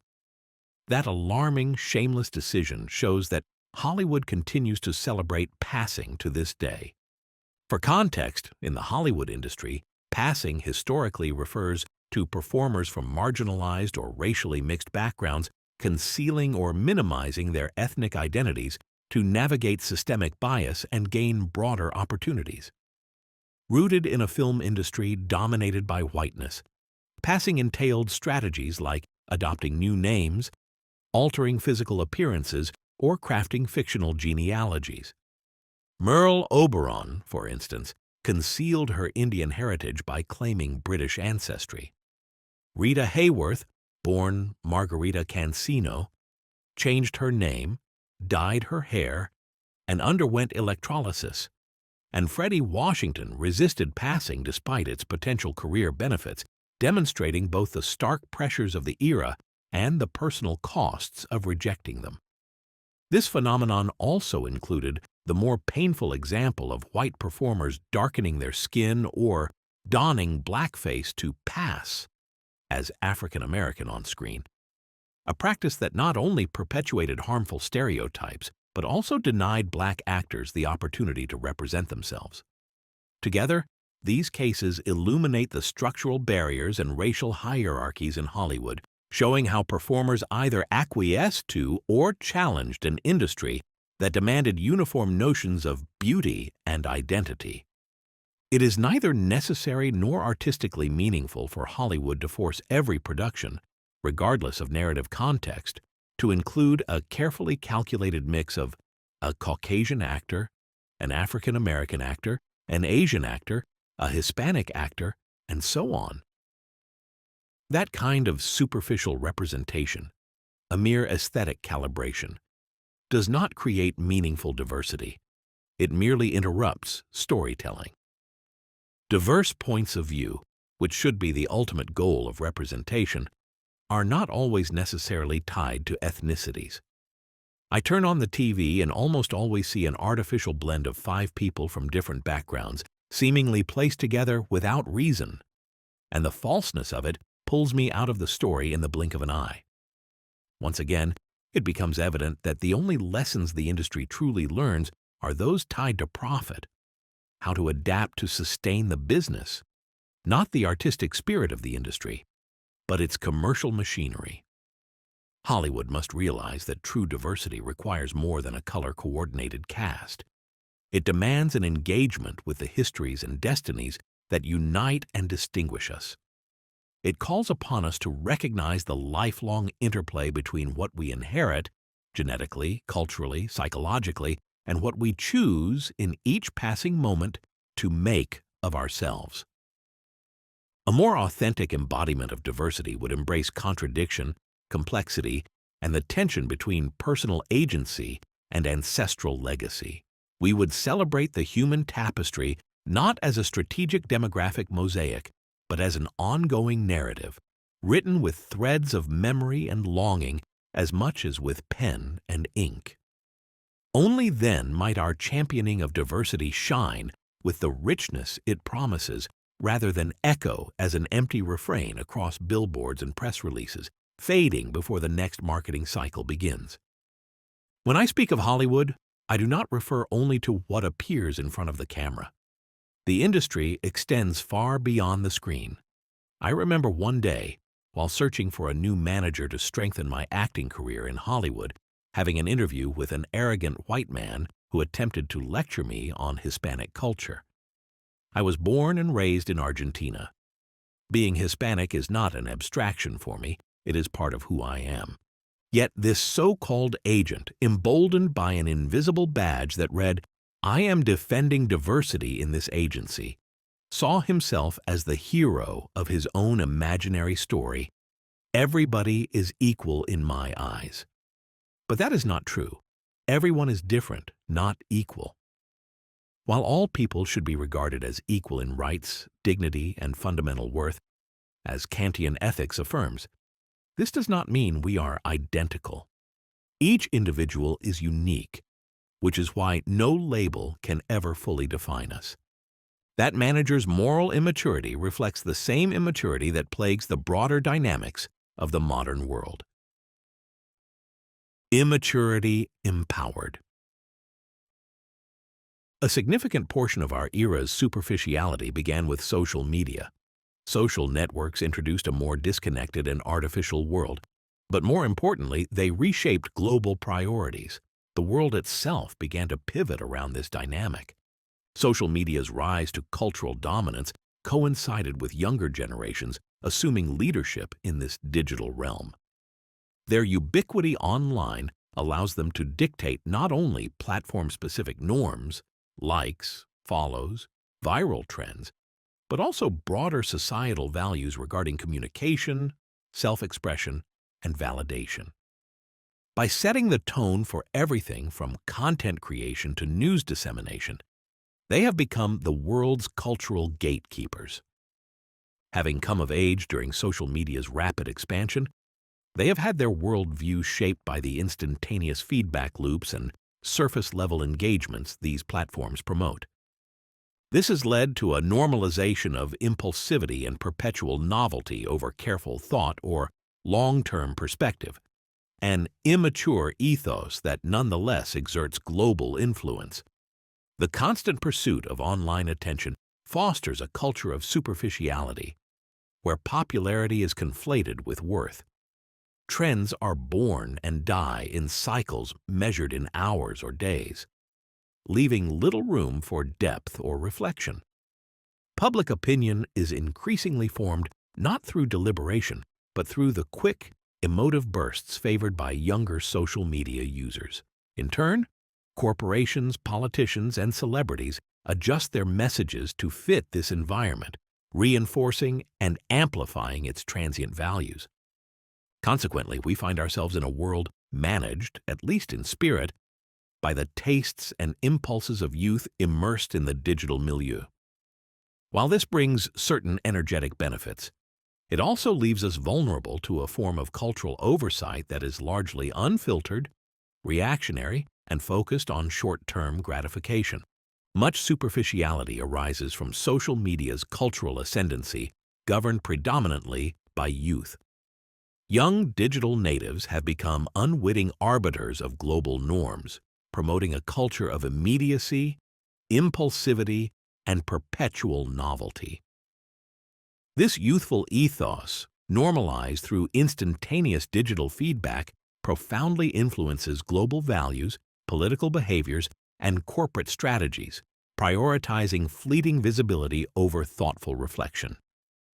Such immaturity, once confined to adolescent behaviors, now exerts profound societal influence, diminishing careful thought in favor of quick emotional bursts and viral trends. Thus, real-world complexities requiring nuanced deliberation become increasingly overshadowed by short-term gratification. A juvenile ethos, once relegated to teenage rooms, now governs global cultural discourse via social media. The consequences are severe, exemplified notably by the election of an immature convicted felon as president in the United States of America. This scenario illustrates democracy's vulnerabilities when shaped by an immature, historically disconnected society. It emphasizes the potential necessity of a regulated democracy, perhaps requiring voter education to inform democratic participation responsibly. In this climate of superficial diversity and digital immaturity, artificial intelligence emerges, a troubling irony that, in my view, mirrors our fragmented identity and may represent our gravest oversight yet. Chapter 6. AI versus AI, Artificial versus Animal Intelligence. The illusion of thinking machines. Intelligence is a word we wield too casually. We use it to describe the cunning of a fox, the problem-solving of a chimpanzee, the depth of human thought, and now, the computational prowess of artificial intelligence. But in doing so, we risk conflating fundamentally different phenomena. AI, for all its sophistication, does not think, does not understand, and does not possess intelligence in any meaningful sense of the word. It is not a mind, but a mechanism, an elaborate system of pattern recognition and data retrieval, moving at speeds so dizzying that it creates the illusion of thought. The word intelligence originates from the Latin intelligentia, derived from intelligere, meaning to understand or to discern. Intelligere itself is a combination of inter, between, and legere, to choose or to gather, suggesting that intelligence at its core is the ability to distinguish, interpret, and make meaningful choices. Hence, to call AI intelligent is to mistake rapid processing for reasoning and calculation for comprehension. Intelligence, as we find it in living beings, is not merely the ability to sort through data or to predict the next word in a sequence. It is the ability to grasp meaning, experience, and adapt with intention rather than mere probability. A child learning the rules of a game is an act of true intelligence, marked not only by calculation but by an engagement with reality that no algorithm can replicate. Memory without understanding. What AI excels at is not intelligence, but accumulation. A vast archive of stored data, retrieved and rearranged with mechanical precision. Its so-called learning is not the dynamic process of understanding, but the cold arithmetic of statistical association. A large language model like ChatGPT does not grasp the meaning of the words it generates.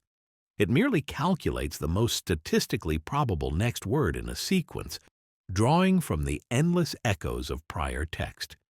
It does not think, it predicts. Contrast this with a dog. A dog does not compute linguistic probabilities, yet it understands words in a way no AI ever will. When it hears its name, it does not merely retrieve an association. It recognizes itself as the subject of attention.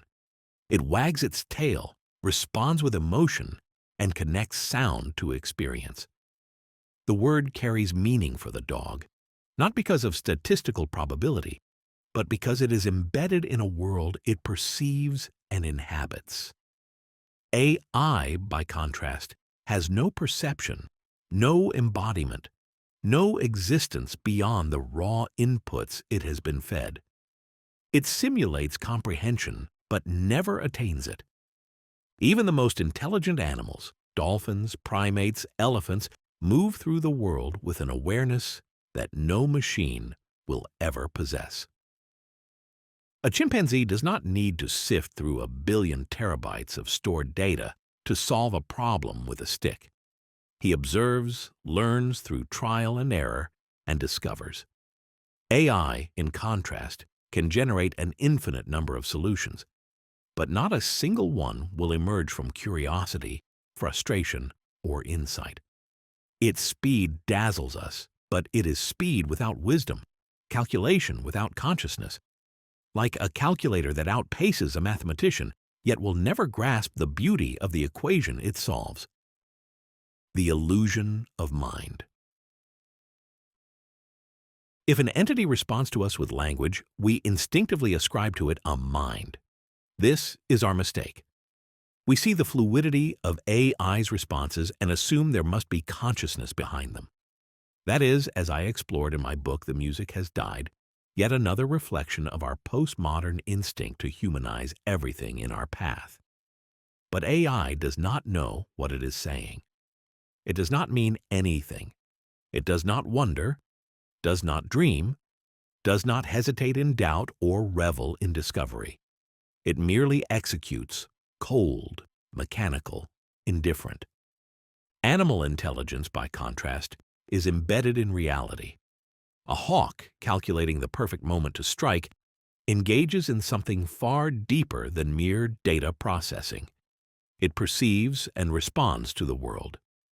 A human child encountering a novel problem does not simply retrieve stored knowledge, but understands, a process that grows, evolves, transforms. AI, no matter how advanced, remains static. It does not learn in the way a mind learns. It does not discover in the way an artist, a scientist, or even a curious toddler can. This is why AI, despite its immense power, will never rival biological intelligence. It will always be an imitation, a mirror reflecting back the knowledge it has been given, but never truly seeing it. It can dazzle us with its speed, but it will never grasp meaning. It can construct sentences, but it will never tell a joke of its own making. It can simulate empathy, but it will never care. The real danger, a mindless God. More troubling than our misunderstanding of AI is the power we have ceded to it. AI does not act alone. It is wielded by those who shape the flow of information. AI's greatest danger lies in its ability to manipulate perception, not by force, but by subtle distortion. Plato, in the Republic, warned of deception through his allegory of the cave. If our reality is shaped by shadows on the wall, how do we distinguish truth from illusion?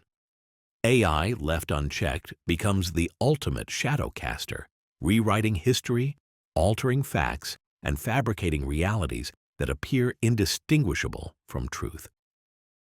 Nietzsche foresaw a time when truth would no longer be an objective pursuit, but a function of power. There are no facts, only interpretations, he wrote, anticipating an era where meaning itself would collapse under the weight of competing narratives. Artificial intelligence does not create knowledge. It amplifies whoever programs it. And those who control AI do not merely control information, they also could control reality. This is why unregulated AI is not merely a technological risk, it is a civilizational one. A machine that produces narratives faster than humans can verify them will eventually replace reality with simulation. We are already seeing this unfold.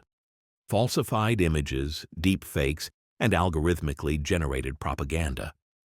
The question is no longer whether AI will be used to manipulate the public. This is already evident. The question is whether we will be capable of recognizing it before it is too late. We stand at a threshold. Do we let AI dictate our perception of the world? Or do we impose limits before it becomes the unseen architect of our reality? The future is not written by AI. It is written by those who determine its use. And if we do not act, we may find ourselves in a world where intelligence, real, organic intelligence, is no longer valued at all. In Plato's dialogue Phaedrus, where Socrates recounts the myth of Theuth, the Egyptian god who invented writing, Socrates argues that writing may create the appearance of wisdom while actually weakening memory and genuine understanding.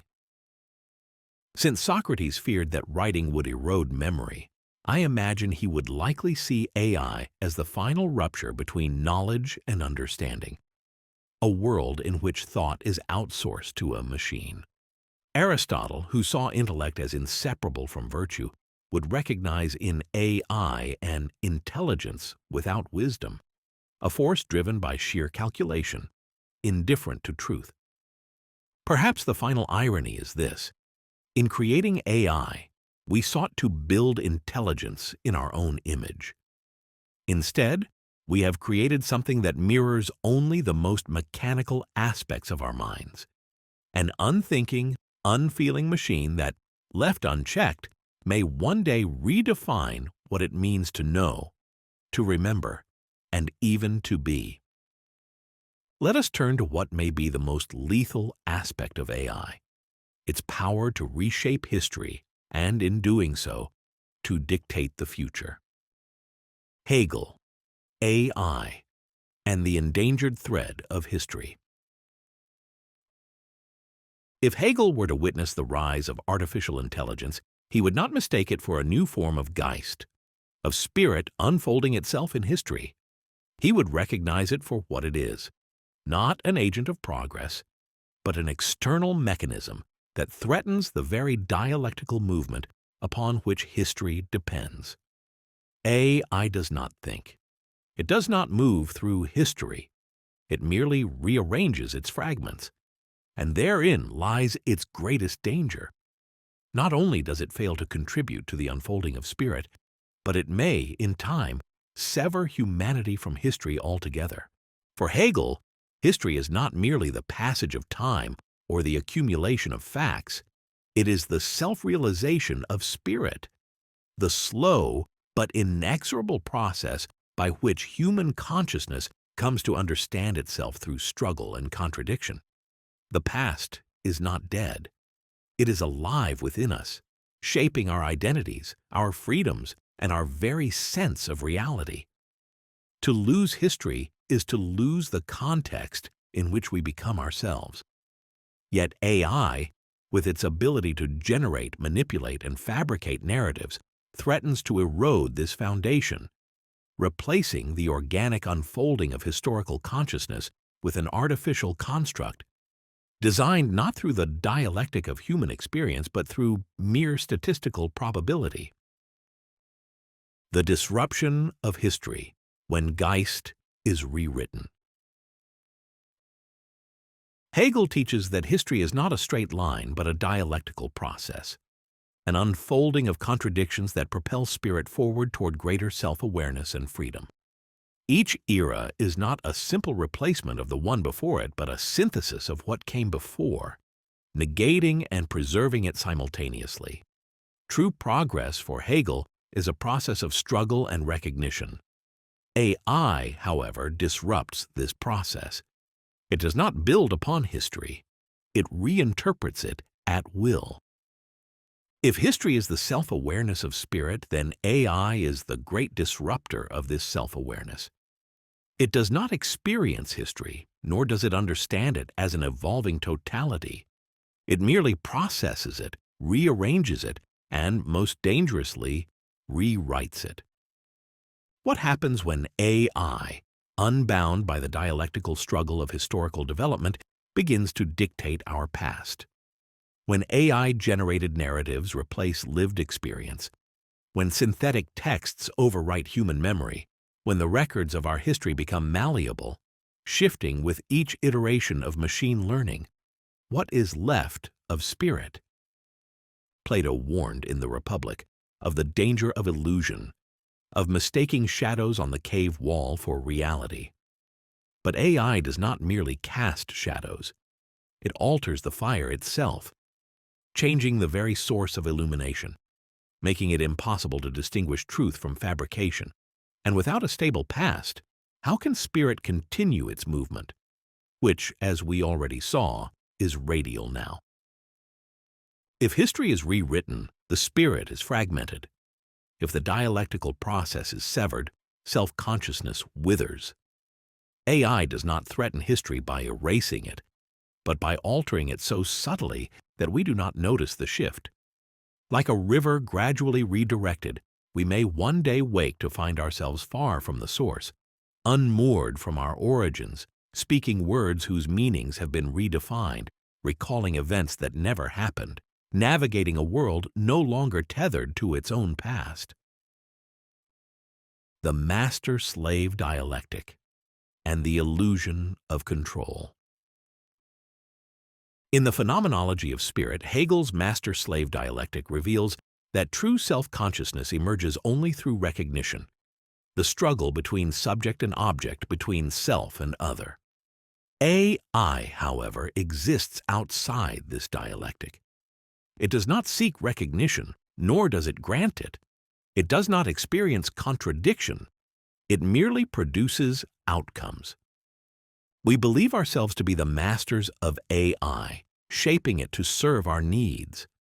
But as AI grows in influence, as it begins to dictate not only our present but our past, we may find ourselves in the position of the slave, dependent on a machine that reflects not Geist, but mere data. The slave in Hegel's dialectic eventually attains freedom through labor, through shaping the world and, in turn, shaping himself. But AI does not labor in the human sense. It does not transform itself through work. It simply absorbs, calculates, and presents back to us an altered reflection of the world. And if we do not resist, if we do not impose limits, we risk becoming enslaved not to AI itself, but to the distorted reality it constructs, a history rewritten, a past reconstructed, a self-consciousness severed from its own origins.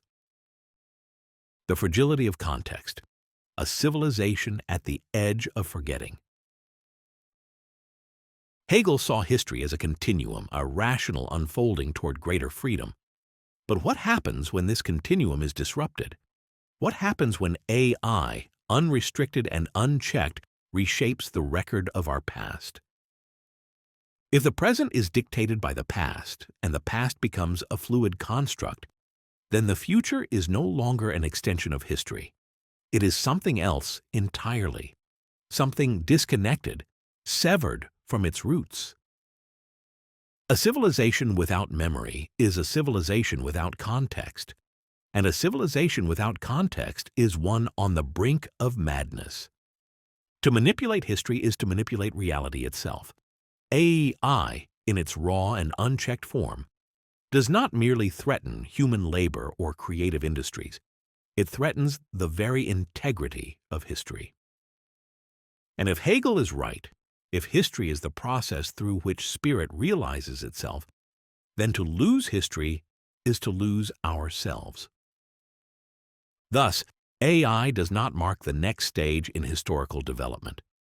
It does not move spirit forward, nor does it contribute to the dialectical unfolding of truth. Instead, it risks becoming the force that halts history, not by ending it, but by rewriting it so completely that we no longer recognize the path we have traveled, nor the destination toward which we were moving. I have previously argued that we are post-historic beings inhabiting a radial dynamic reality rather than a linear history. Yet this does not mean we are exempt from our past, nor that we are actively rewriting it. This radial dynamic, where updating has become the dominant language, has laid the groundwork for the emergence of AI. Hence, the true danger of AI as an entity is not merely its power to reshape history, but its potential to sever us from our very humanity. Chapter 7. Adapting in the era of diversity. We stand at the precipice of an era that heralds diversity as its highest virtue, a time in which the multiplication of identities is mistaken for the deepening of the self. Every possible shade of human difference is named, catalogued, and affirmed, yet in this proliferation of labels, something fundamental is lost. We are invited, perhaps even commanded, to declare who we are in a language that is no longer our own, to be visible in ways that often render us more fragmented than whole. The promise of diversity was once the promise of liberation, an escape from rigid structures that confined identity within the narrow corridors of history. But what has it become? A celebration of plurality that paradoxically flattens difference into a consumable aesthetic, a spectacle in which representation itself is confused with substance. The profound potential of diversity is now diluted into a corporate slogan, its edges sanded down to fit neatly into the machinery of social and economic capital. Diversity, in its current form, does not require us to engage with one another in a meaningful way. It does not demand the effort of recognition or the mutual transformation that occurs when two individuals truly see each other beyond their projected facades. Instead, it presents us with a stage on which we perform our identities for an unseen audience, confusing visibility with connection and presence with meaning. The issue is not the celebration of diversity. The issue is that this celebration has been reduced to an algorithmic arrangement of differences, stripped of historical significance and existential depth. This reduction of identity to spectacle recalls Hegel's dialectic of recognition. In the Phenomenology of Spirit, Hegel demonstrates that true self-consciousness does not arise in isolation, but through the recognition of the other. The master-slave dialectic reveals that genuine identity is not a static arena, but an evolving negotiation, a process in which individuals transform one another through reciprocal engagement. If diversity is to be meaningful, it must operate within this framework. It must be an engaged dialectic rather than a passive display. The challenge then is clear. How does one adapt to this world without losing the very thing that makes existence meaningful? How do we navigate this landscape of reflections without becoming mere echoes of an identity dictated by external forces? Beyond the marketplace of identity. Modern identity is no longer inherited, it is curated. It is a product assembled from cultural symbols, aesthetic choices, and linguistic markers that circulate within the vast digital marketplace. In the absence of fixed historical anchors, each individual is compelled to construct a self that is both unique and legible, different enough to stand out but familiar enough to be recognized. Yet the paradox of this system is that the more identities are curated, the less they belong to us. The moment a self is declared, it is absorbed into the machinery of representation, repackaged for consumption, and recirculated as an image stripped of its original depth.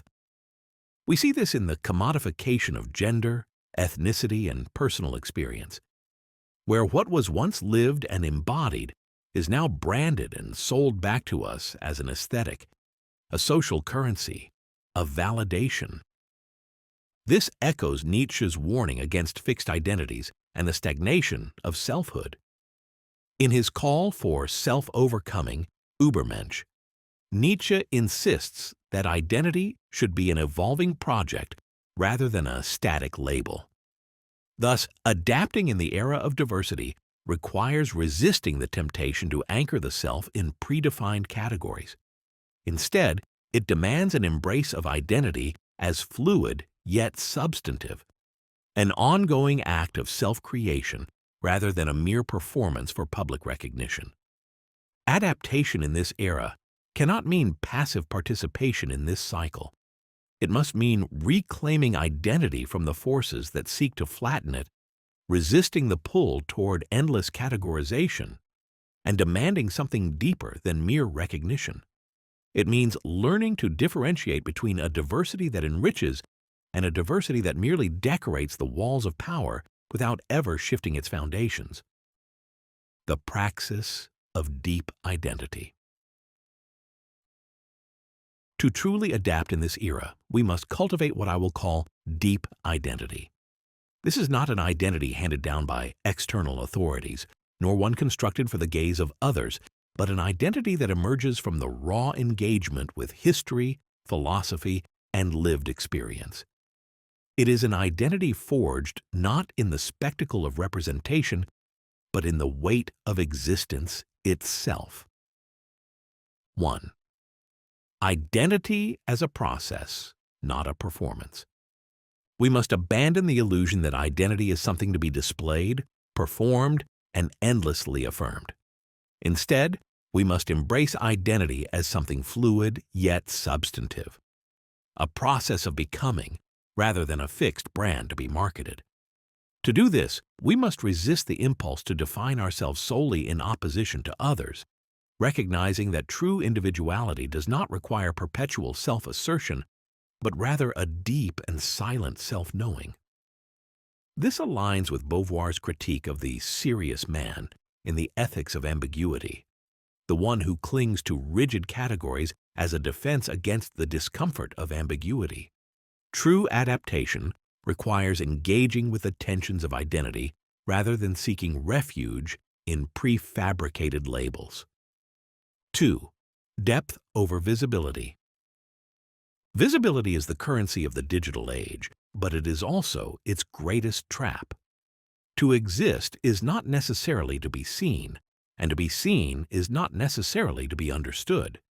In a world where algorithms determine which identities matter, we must cultivate a form of identity that does not rely on external validation. This means reclaiming the interiority that has been eroded by the demand for constant self-disclosure, recognizing that the most profound aspects of the self are often those that resist public display. Stiegler's analysis of technology and individuation speaks directly to this crisis. The automation of thought and memory has made identity a passive construct rather than an active process. To adapt, we must resist the passive consumption of identity narratives and reclaim the labor of self-reflection. 3. Reciprocal recognition. Hegel understood that true identity does not emerge in isolation, but through the dialectic of recognition, the process by which we encounter others not as abstract categories, but as full, embodied beings. In adapting to this era, we must reclaim the lost art of deep engagement. This requires more than tolerance, more than the passive acceptance of difference. It demands the willingness to be transformed by encounter. It means resisting the transactional nature of modern interactions and instead fostering relationships that go beyond the surface of identity. 4. Reclaiming the past without being bound by it. One of the great dangers of the modern conception of diversity is its tendency to treat history as either a burden to be discarded or a script to be rewritten according to contemporary sensibilities. Neither approach leads to depth. We must engage with history not as a collection of outdated narratives, but as a living force that continues to shape us. We must neither become prisoners of tradition nor blindly erase the past in the pursuit of an artificially constructed present. The ethics of being in a fragmented world. The challenge of adaptation is not simply one of survival, but of integrity. How does one exist in a world of shifting identities without succumbing to superficiality? How does one participate in diversity without reducing oneself to a mere token of representation? The answer lies in the cultivation of a new ethical mode, one that does not mistake visibility for meaning or representation for substance. It requires active resistance to the forces that demand we fragment ourselves for the sake of legibility. It demands the courage to be illegible when necessary, to exist beyond the confines of labels, and to reject the seduction of recognition when it comes at the cost of depth. This is not a call to retreat. It is not a rejection of diversity, but an insistence that diversity must mean more than aesthetics, more than inclusion without transformation. It is a call to inhabit identity with a weight that resists commodification, to engage with history not as something to be rewritten, but as something to be reckoned with. To adapt in the era of diversity is not to surrender to its illusions, but to carve out a space in which identity is not merely named, but lived. It is to resist the broken mirror that reflects us endlessly, yet reveals nothing. It is to step away from the spectacle to connect again with our authentic, true selves. Chapter 8. The Moral Void. Hegel and the Fabric of Morality. For Hegel, morality is not a rigid system of dictates imposed upon the individual, nor a mere catalogue of duties. It is, rather, a living dialectic, an unfolding process through which the self attains true freedom, not by severing itself from the world, but by discovering itself within it. To be moral is not to obey external commandments, but to recognize oneself in the rational order of things, to see personal will harmonize with universal reason. This is the essence of ethical life, Sittlichkeit, where individual action is no longer an isolated assertion of preference, but finds its meaning in the intricate tapestry of historical and social existence. Morality, then, is not reducible to convention. Rather, it arises when the individual transcends the illusion of separateness and apprehends their participation in the whole. To be moral in this Hegelian sense is to move with the rhythm of reason's unfolding, to recognize the ethical structures of the world not as constraints, but as the necessary conditions for self-realization. Moral consciousness is thus no static possession, no fixed doctrine, but a continuous mediation between subjective intent and objective necessity, between the fires of conviction and the cool architectures of rational institutions. Freedom, in this vision, is not the unshackled will, but the conscious movement within this dialectical order. The freedom not of arbitrary choice, but of profound participation. Yet what transpires when this mediation fractures? When the individual, rather than recognizing themselves in the evolving ethical whole, becomes untethered, adrift in a sea of fragmented impulses. Here we arrive at the crisis of our time. A moral void in which freedom is mistaken for impulse, self-knowledge for self-expression, and where meaning dissolves under the weight of isolation. The ethical substance of our world erodes, not through cataclysm, but through the slow corrosion of coherence. An era where morality ceases to be the unfolding of reason and instead becomes a casualty of immediacy, of algorithmic determinism, of a culture unmoored from the dialectic of the whole. What remains is not freedom, but an illusion of autonomy, a self unrecognizable even to itself. The objectification of the digital self. One of the defining afflictions of our digital existence is the manner in which we've come to treat both ourselves and others, not as subjects of recognition, but as objects of discourse, performance, and spectacle. The Hegelian self, in its restless striving, seeks not merely to be seen, but to be acknowledged, to find in the gaze of the other a reflection of its own freedom. Yet in the algorithmic labyrinth of the Internet, recognition has been supplanted by exposure. To be seen is no longer a passage toward self-realization, but an end in itself, a hollow currency in the economy of attention. The moral dialectic, which once unfolded in the interplay of mutual recognition, collapses into a unidirectional gaze, where the other is no longer encountered as a sovereign subject but reduced to an instrument of one's own self-construction. The structure of the digital world invites a peculiar mode of self-objectification, one in which identity is not deepened through ethical engagement but fragmented and repackaged for visibility.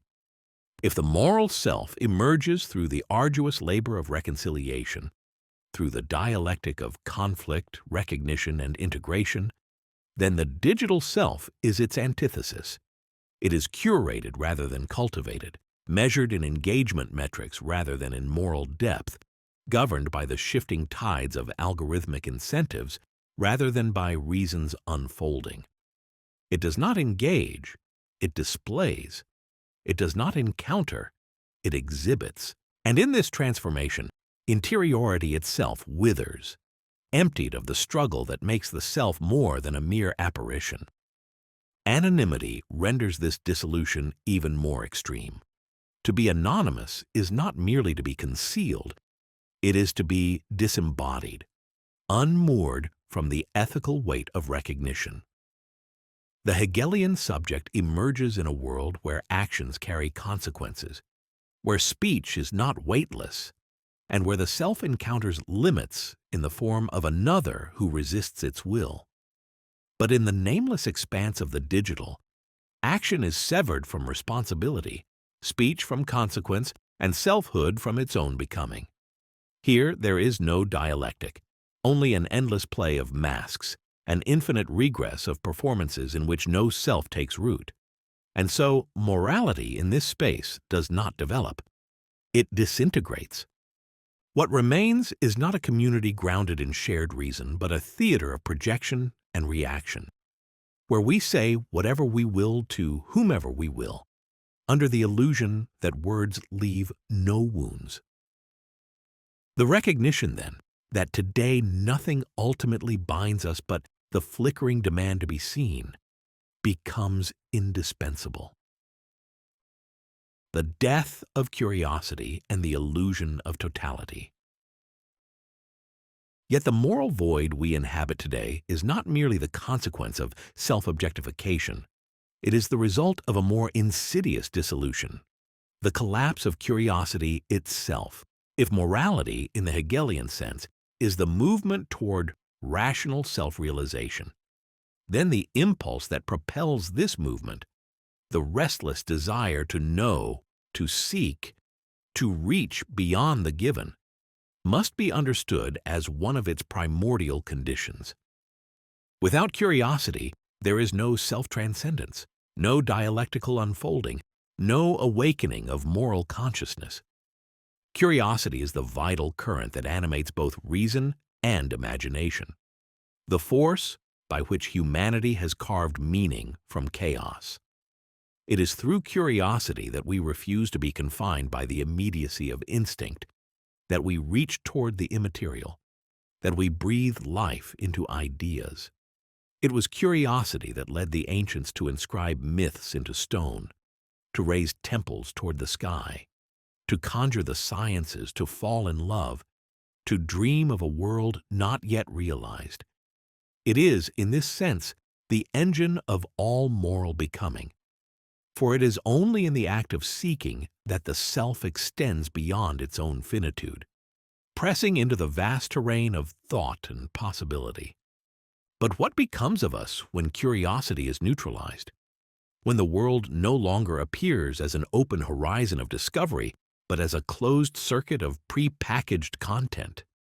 When exploration is replaced by consumption, and wonder is suffocated beneath the weight of passive scrolling.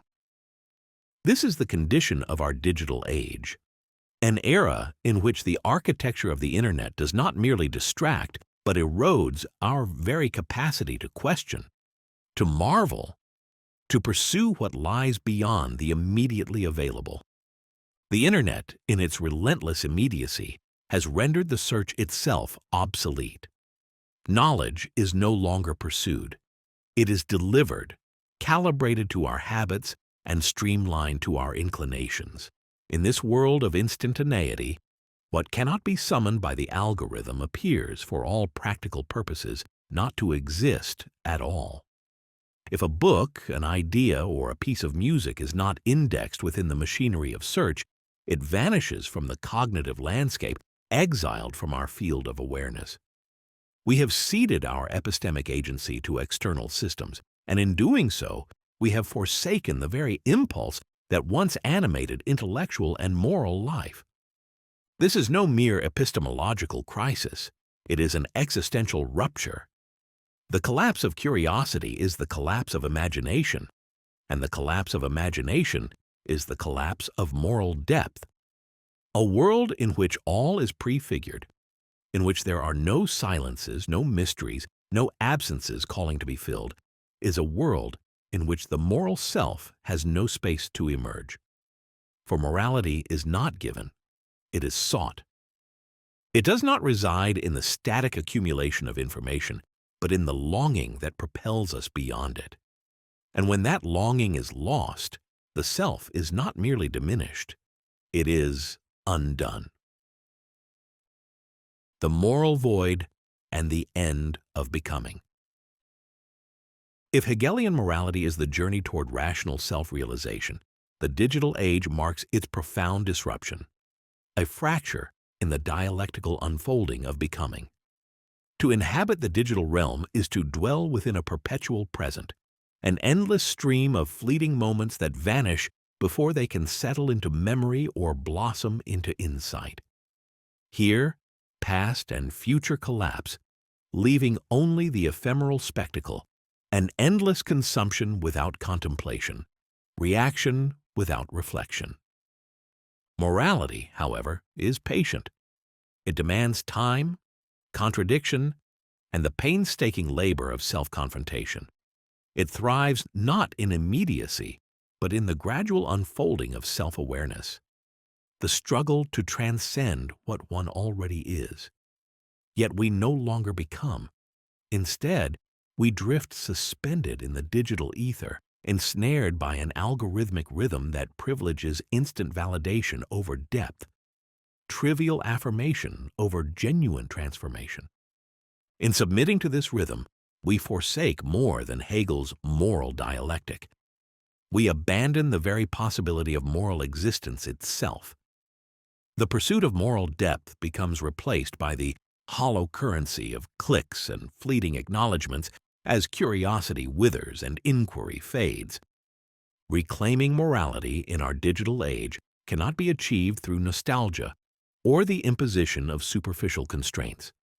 Rather, it requires the renewal of wonder, the stubborn refusal to accept the surface of things as the whole truth. It demands we embrace uncertainty and risk genuine encounters with the unfamiliar, stepping beyond passive consumption into a realm of active questioning and authentic struggle. Morality is not a static structure, but a movement, a ceaseless unfolding, a becoming. As Kierkegaard suggests in his Either Or, true ethical life demands inwardness, risk, and choice. It is not inherited, but enacted. And where there is no curiosity, no search, no yearning beyond the present horizon, there can be no moral life. There can only be the void. Chapter 9. Unplug to Reconnect. A conscious recalibration. The broken mirror in which we find ourselves trapped, this fragmented digital self, endlessly reflecting but never whole, will not mend on its own. If we are to reclaim what has been lost, if we are to step beyond the labyrinth of illusion and return to a life of depth, we must act with intention. The solution is neither retreat nor rejection of technology, but a conscious recalibration of our relationship with it. We must unplug, not to abandon the digital world, but to reconnect with the real one. This is not a call for nostalgia, nor an impossible demand to sever ties with modernity. It is imperative to moderate, to reassert agency over the time and space we inhabit. The devices that mediate nearly every aspect of our lives, our phones, our computers, the endless algorithms whispering at the edges of our consciousness, must be relegated to their proper place. They must serve our goals, not dictate them. But what, then, should our goals be? Here lies the deeper challenge. We have inherited a culture of distraction, one that rewards spectacle over substance, popularity over profundity. We have been sold a vision of success that is not our own. To be endlessly admired, to be rich beyond necessity, to defy time itself, and to remain forever young. These are not aspirations. They are illusions, siren songs that keep us circling in shallow waters. True fulfillment does not lie in the empty pursuit of fame or fortune.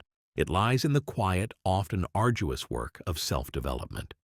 To reclaim ourselves, we must identify what is genuine and vital within us, an original and intimate purpose that is not dictated by the crowd, but emerges from within. This is not a passive realization, but an active pursuit, requiring introspection, patience, and a willingness to diverge from the herd. And once we have discerned this purpose, our time online must serve it. The Internet, when used with intention, can be a powerful tool, an instrument for learning, connection, and refinement of skill. But it must never become the master of our attention. Only after we have spent our digital time in service of our deeper goals should we allow ourselves brief, measured indulgence in online entertainment. And even then, we must ask, is this diversion nourishing, or is it merely another form of escape? Yet the real world, the one that breathes and moves beyond the screen, is where our lives must unfold. Entertainment, joy, and human connection must not be confined to the digital sphere. To laugh with a friend without the intrusion of a glowing screen between us, to walk through the rustling quiet of nature and let our thoughts wander untethered, to feel the weight of a book in our hands and the slow unfolding of ideas upon the page. These are the moments in which life regains its depth. They are the moments in which we are, again, truly alive. The role of knowledge and the responsibility of thought. A crucial part of this reclamation is the pursuit of knowledge. Not the fleeting, surface-level knowledge that trends and vanishes within a day, but the kind that endures. To understand our present, we must understand our past. To think critically, we must study those who have thought before us. The digital age, for all its conveniences, has made us passive recipients of information, mistaking accessibility for depth. But true understanding requires more than a quick search. It demands effort, patience, and engagement with primary sources. We must turn to the books that have shaped civilization, not merely digital summaries or algorithmically suggested snippets, but the real texts, the antique volumes that carry the weight of history. The words of the philosophers, the great thinkers who have grappled with existence, reason, and morality, must not be reduced to sound bites, but engaged with it in their full complexity. Philosophy does not tell us what to think. It teaches us how to think. And in an era where so much is dictated to us by trends, by data, by unseen systems, learning to think for oneself is a fundamental act. Likewise, as artificial intelligence becomes an ever-present force in our lives, we must approach it with caution. AI should be used as a tool, never as an architect of our thoughts. It can assist in the details, streamline processes, and provide information, but it cannot replace human insight, nor should we grant it the authority to dictate truth. To blindly accept what AI presents as fact is to surrender our own intellectual autonomy.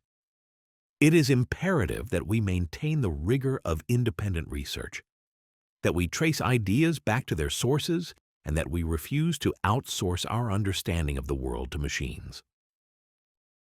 The role of government, ensuring balance, not control. But this is not merely an individual struggle. It is also a societal one. The unchecked expansion of AI and the monopolization of digital spaces threaten not only personal autonomy, but the very structure of a free society. If left entirely in the hands of corporate interests, technology will not be developed for the good of the people, but for the profit of the few. This is not free market capitalism as it was meant to be. It is corporate capitalism, a system in which power is consolidated, competition is stifled, and individuals become mere data points to be exploited. The role of government, then, is not to suppress innovation, but to ensure that it remains in service of the many rather than the few. Regulation is not the enemy of progress. It is the condition for its fairness. For instance, the United States of America was founded on a system of checks and balances, an understanding that power must be held accountable lest it become absolute. This principle must now extend to the digital and artificial realms. AI must be regulated to ensure its ethical use and to prevent its potential as a tool of misinformation, manipulation, and economic displacement. The free market must remain free in the truest sense, open to competition, protected from monopolization, and governed by transparency. As citizens, we must not be passive observers of this process. To retreat from politics is to cede control to those who would govern without our interests in mind. At the very least, we must remain informed and engaged, and we must vote, demanding accountability from those in power. Freedom is not merely the absence of constraint. It is the presence of vigilance, the willingness to defend the very structures that make justice possible. Escaping the broken mirror, a path forward. To escape the fractured reflection of our present condition, we must act. We must reclaim our time, our thoughts, and our purpose. The task is not easy, nor is it quick, but it is necessary. The task of framing ourselves and tracing our souls as we move through a world of broken reflections and heavy gazes is both noble and necessary, not only for us, but for future generations. Remember that our instinct for survival is sublimated into culture. Let us then survive by safeguarding human culture, once and for all. In that regard, I humbly offer this short list as a starting point. Be offline more than online. Spend time with friends, in nature, in the real world, without the interruption of screens. Set authentic goals. Move beyond superficial ambitions toward meaningful self-development. Waste less time on digital entertainment. Seek joy and fulfillment in the physical world. Read real vintage books. Engage with the wisdom of the past in its unfiltered form. Read philosophy. Study the thinkers who teach us not what to think, but how to think. Cultivate curiosity and imagination. Do not accept the given as the whole. Seek beyond it. Study and understand history. Learn from the past to avoid repeating its mistakes. Use AI wisely. Treat it as a tool, not as a creator of thought or source of wisdom. Be an active citizen. Understand and engage with governance. Vote for leaders who will regulate without suppressing. The world we inhabit is changing, but change need not mean surrender. If we reclaim our agency, if we think, act, and choose with purpose, we may yet step beyond the broken mirror and into the fullness of our own becoming. Epilogue. I have had the privilege of being born before this virtual age, where illusion is more dominant and more real than reality itself. I know that defining reality is uncertain ground, and that our inner realities are made of broken mirrors, mirrors that seek to read themselves with the same aim that drives every human being, to discover why we are here, what our destiny is, and above all, our purpose. All of our evolution has been shaped by this relentless search for coherence in the immense void that watches us and in doing so, justifies us. That nearly unbearable void has been the driving force of our history, the curiosity born from the urgent need to read ourselves within the dense and shadowed fabric of the cosmos. We will continue searching and will continue not finding what we seek, but that endless pursuit offers, step by step, a promise of liberation. And perhaps, who knows, that is the task, to experience existence and in doing so, report our experiences back to the Creator. Are we destined to be mere antennas, fated to disappear into the night of time, existing only to transmit what we have experienced? We will probably never know. But what we do know is that to remain trapped in the mirage of the broken mirror is the least certain choice and the most lethal complacency. I hope this book may offer some glimpse into our liberation.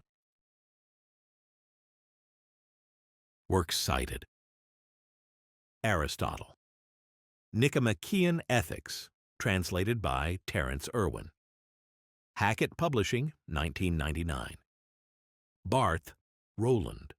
The Fashion System. Translated by Matthew Ward and Richard Howard. University of California Press, 1990. Baudrillard, Jean. Simulacra and Simulation. Translated by Sheila Faria Glaser. University of Michigan Press, 1994. Bauman, Zygmunt. Liquid Modernity. Polity Press, 2000. Beauvoir, Simone Du. The Ethics of Ambiguity. Translated by Bernard Frechtman. Citadel Press, 1948. Beauvoir, Simone de the Second Sex. Translated by Constance Board and Sheila Malovani Chevalier. Vintage, 2011. Bradford, Halasius. The Music Has Died.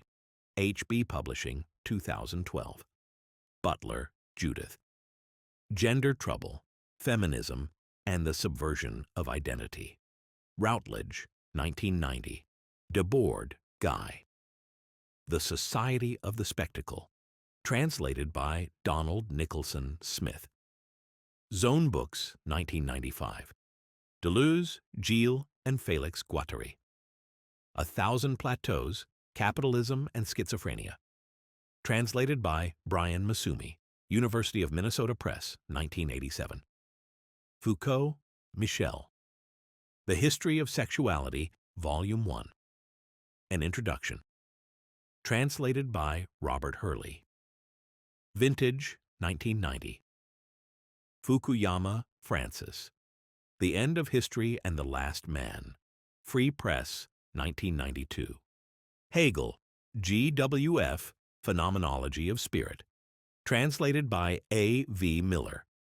Oxford University Press, 1977.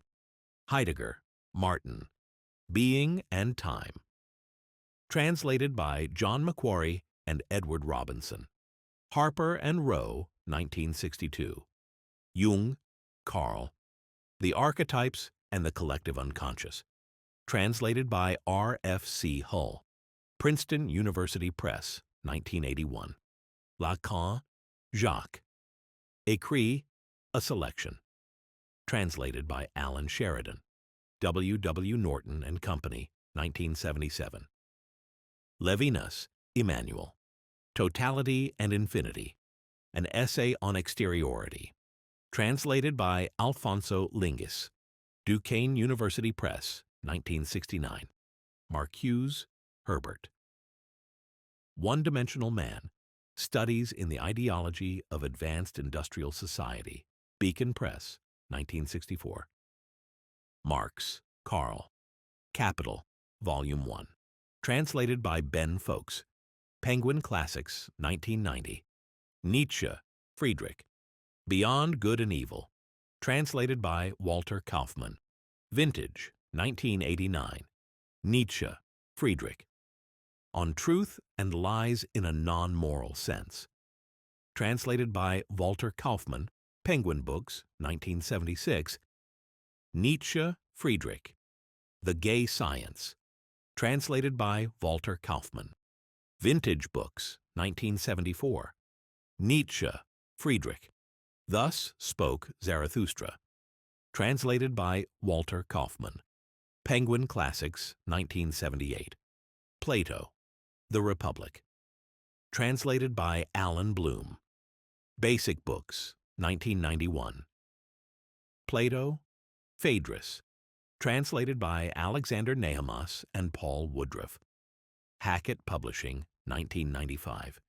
Kierkegaard, Søren. Either or, A Fragment of Life, translated by David F. Swenson and Lillian Marvin Swenson. Princeton University Press, 1944. Rawls, John. A Theory of Justice. Harvard University Press, 1971. Sartre, Jean-Paul. Being and Nothingness, An Essay in Phenomenological Ontology, translated by Hazel E. Barnes. Routledge, 2003. Stiegler, Bernard. Technics and Time. 1. The Fault of Epimetheus, translated by Richard Beardsworth and George Collins. Stanford University Press, 1998. Wittgenstein, Ludwig. Philosophical Investigations, translated by G. E. M. Anscombe. Blackwell, 1953. Zizek, Slavoj. The Sublime Object of Ideology. Verso Publishing, 1989.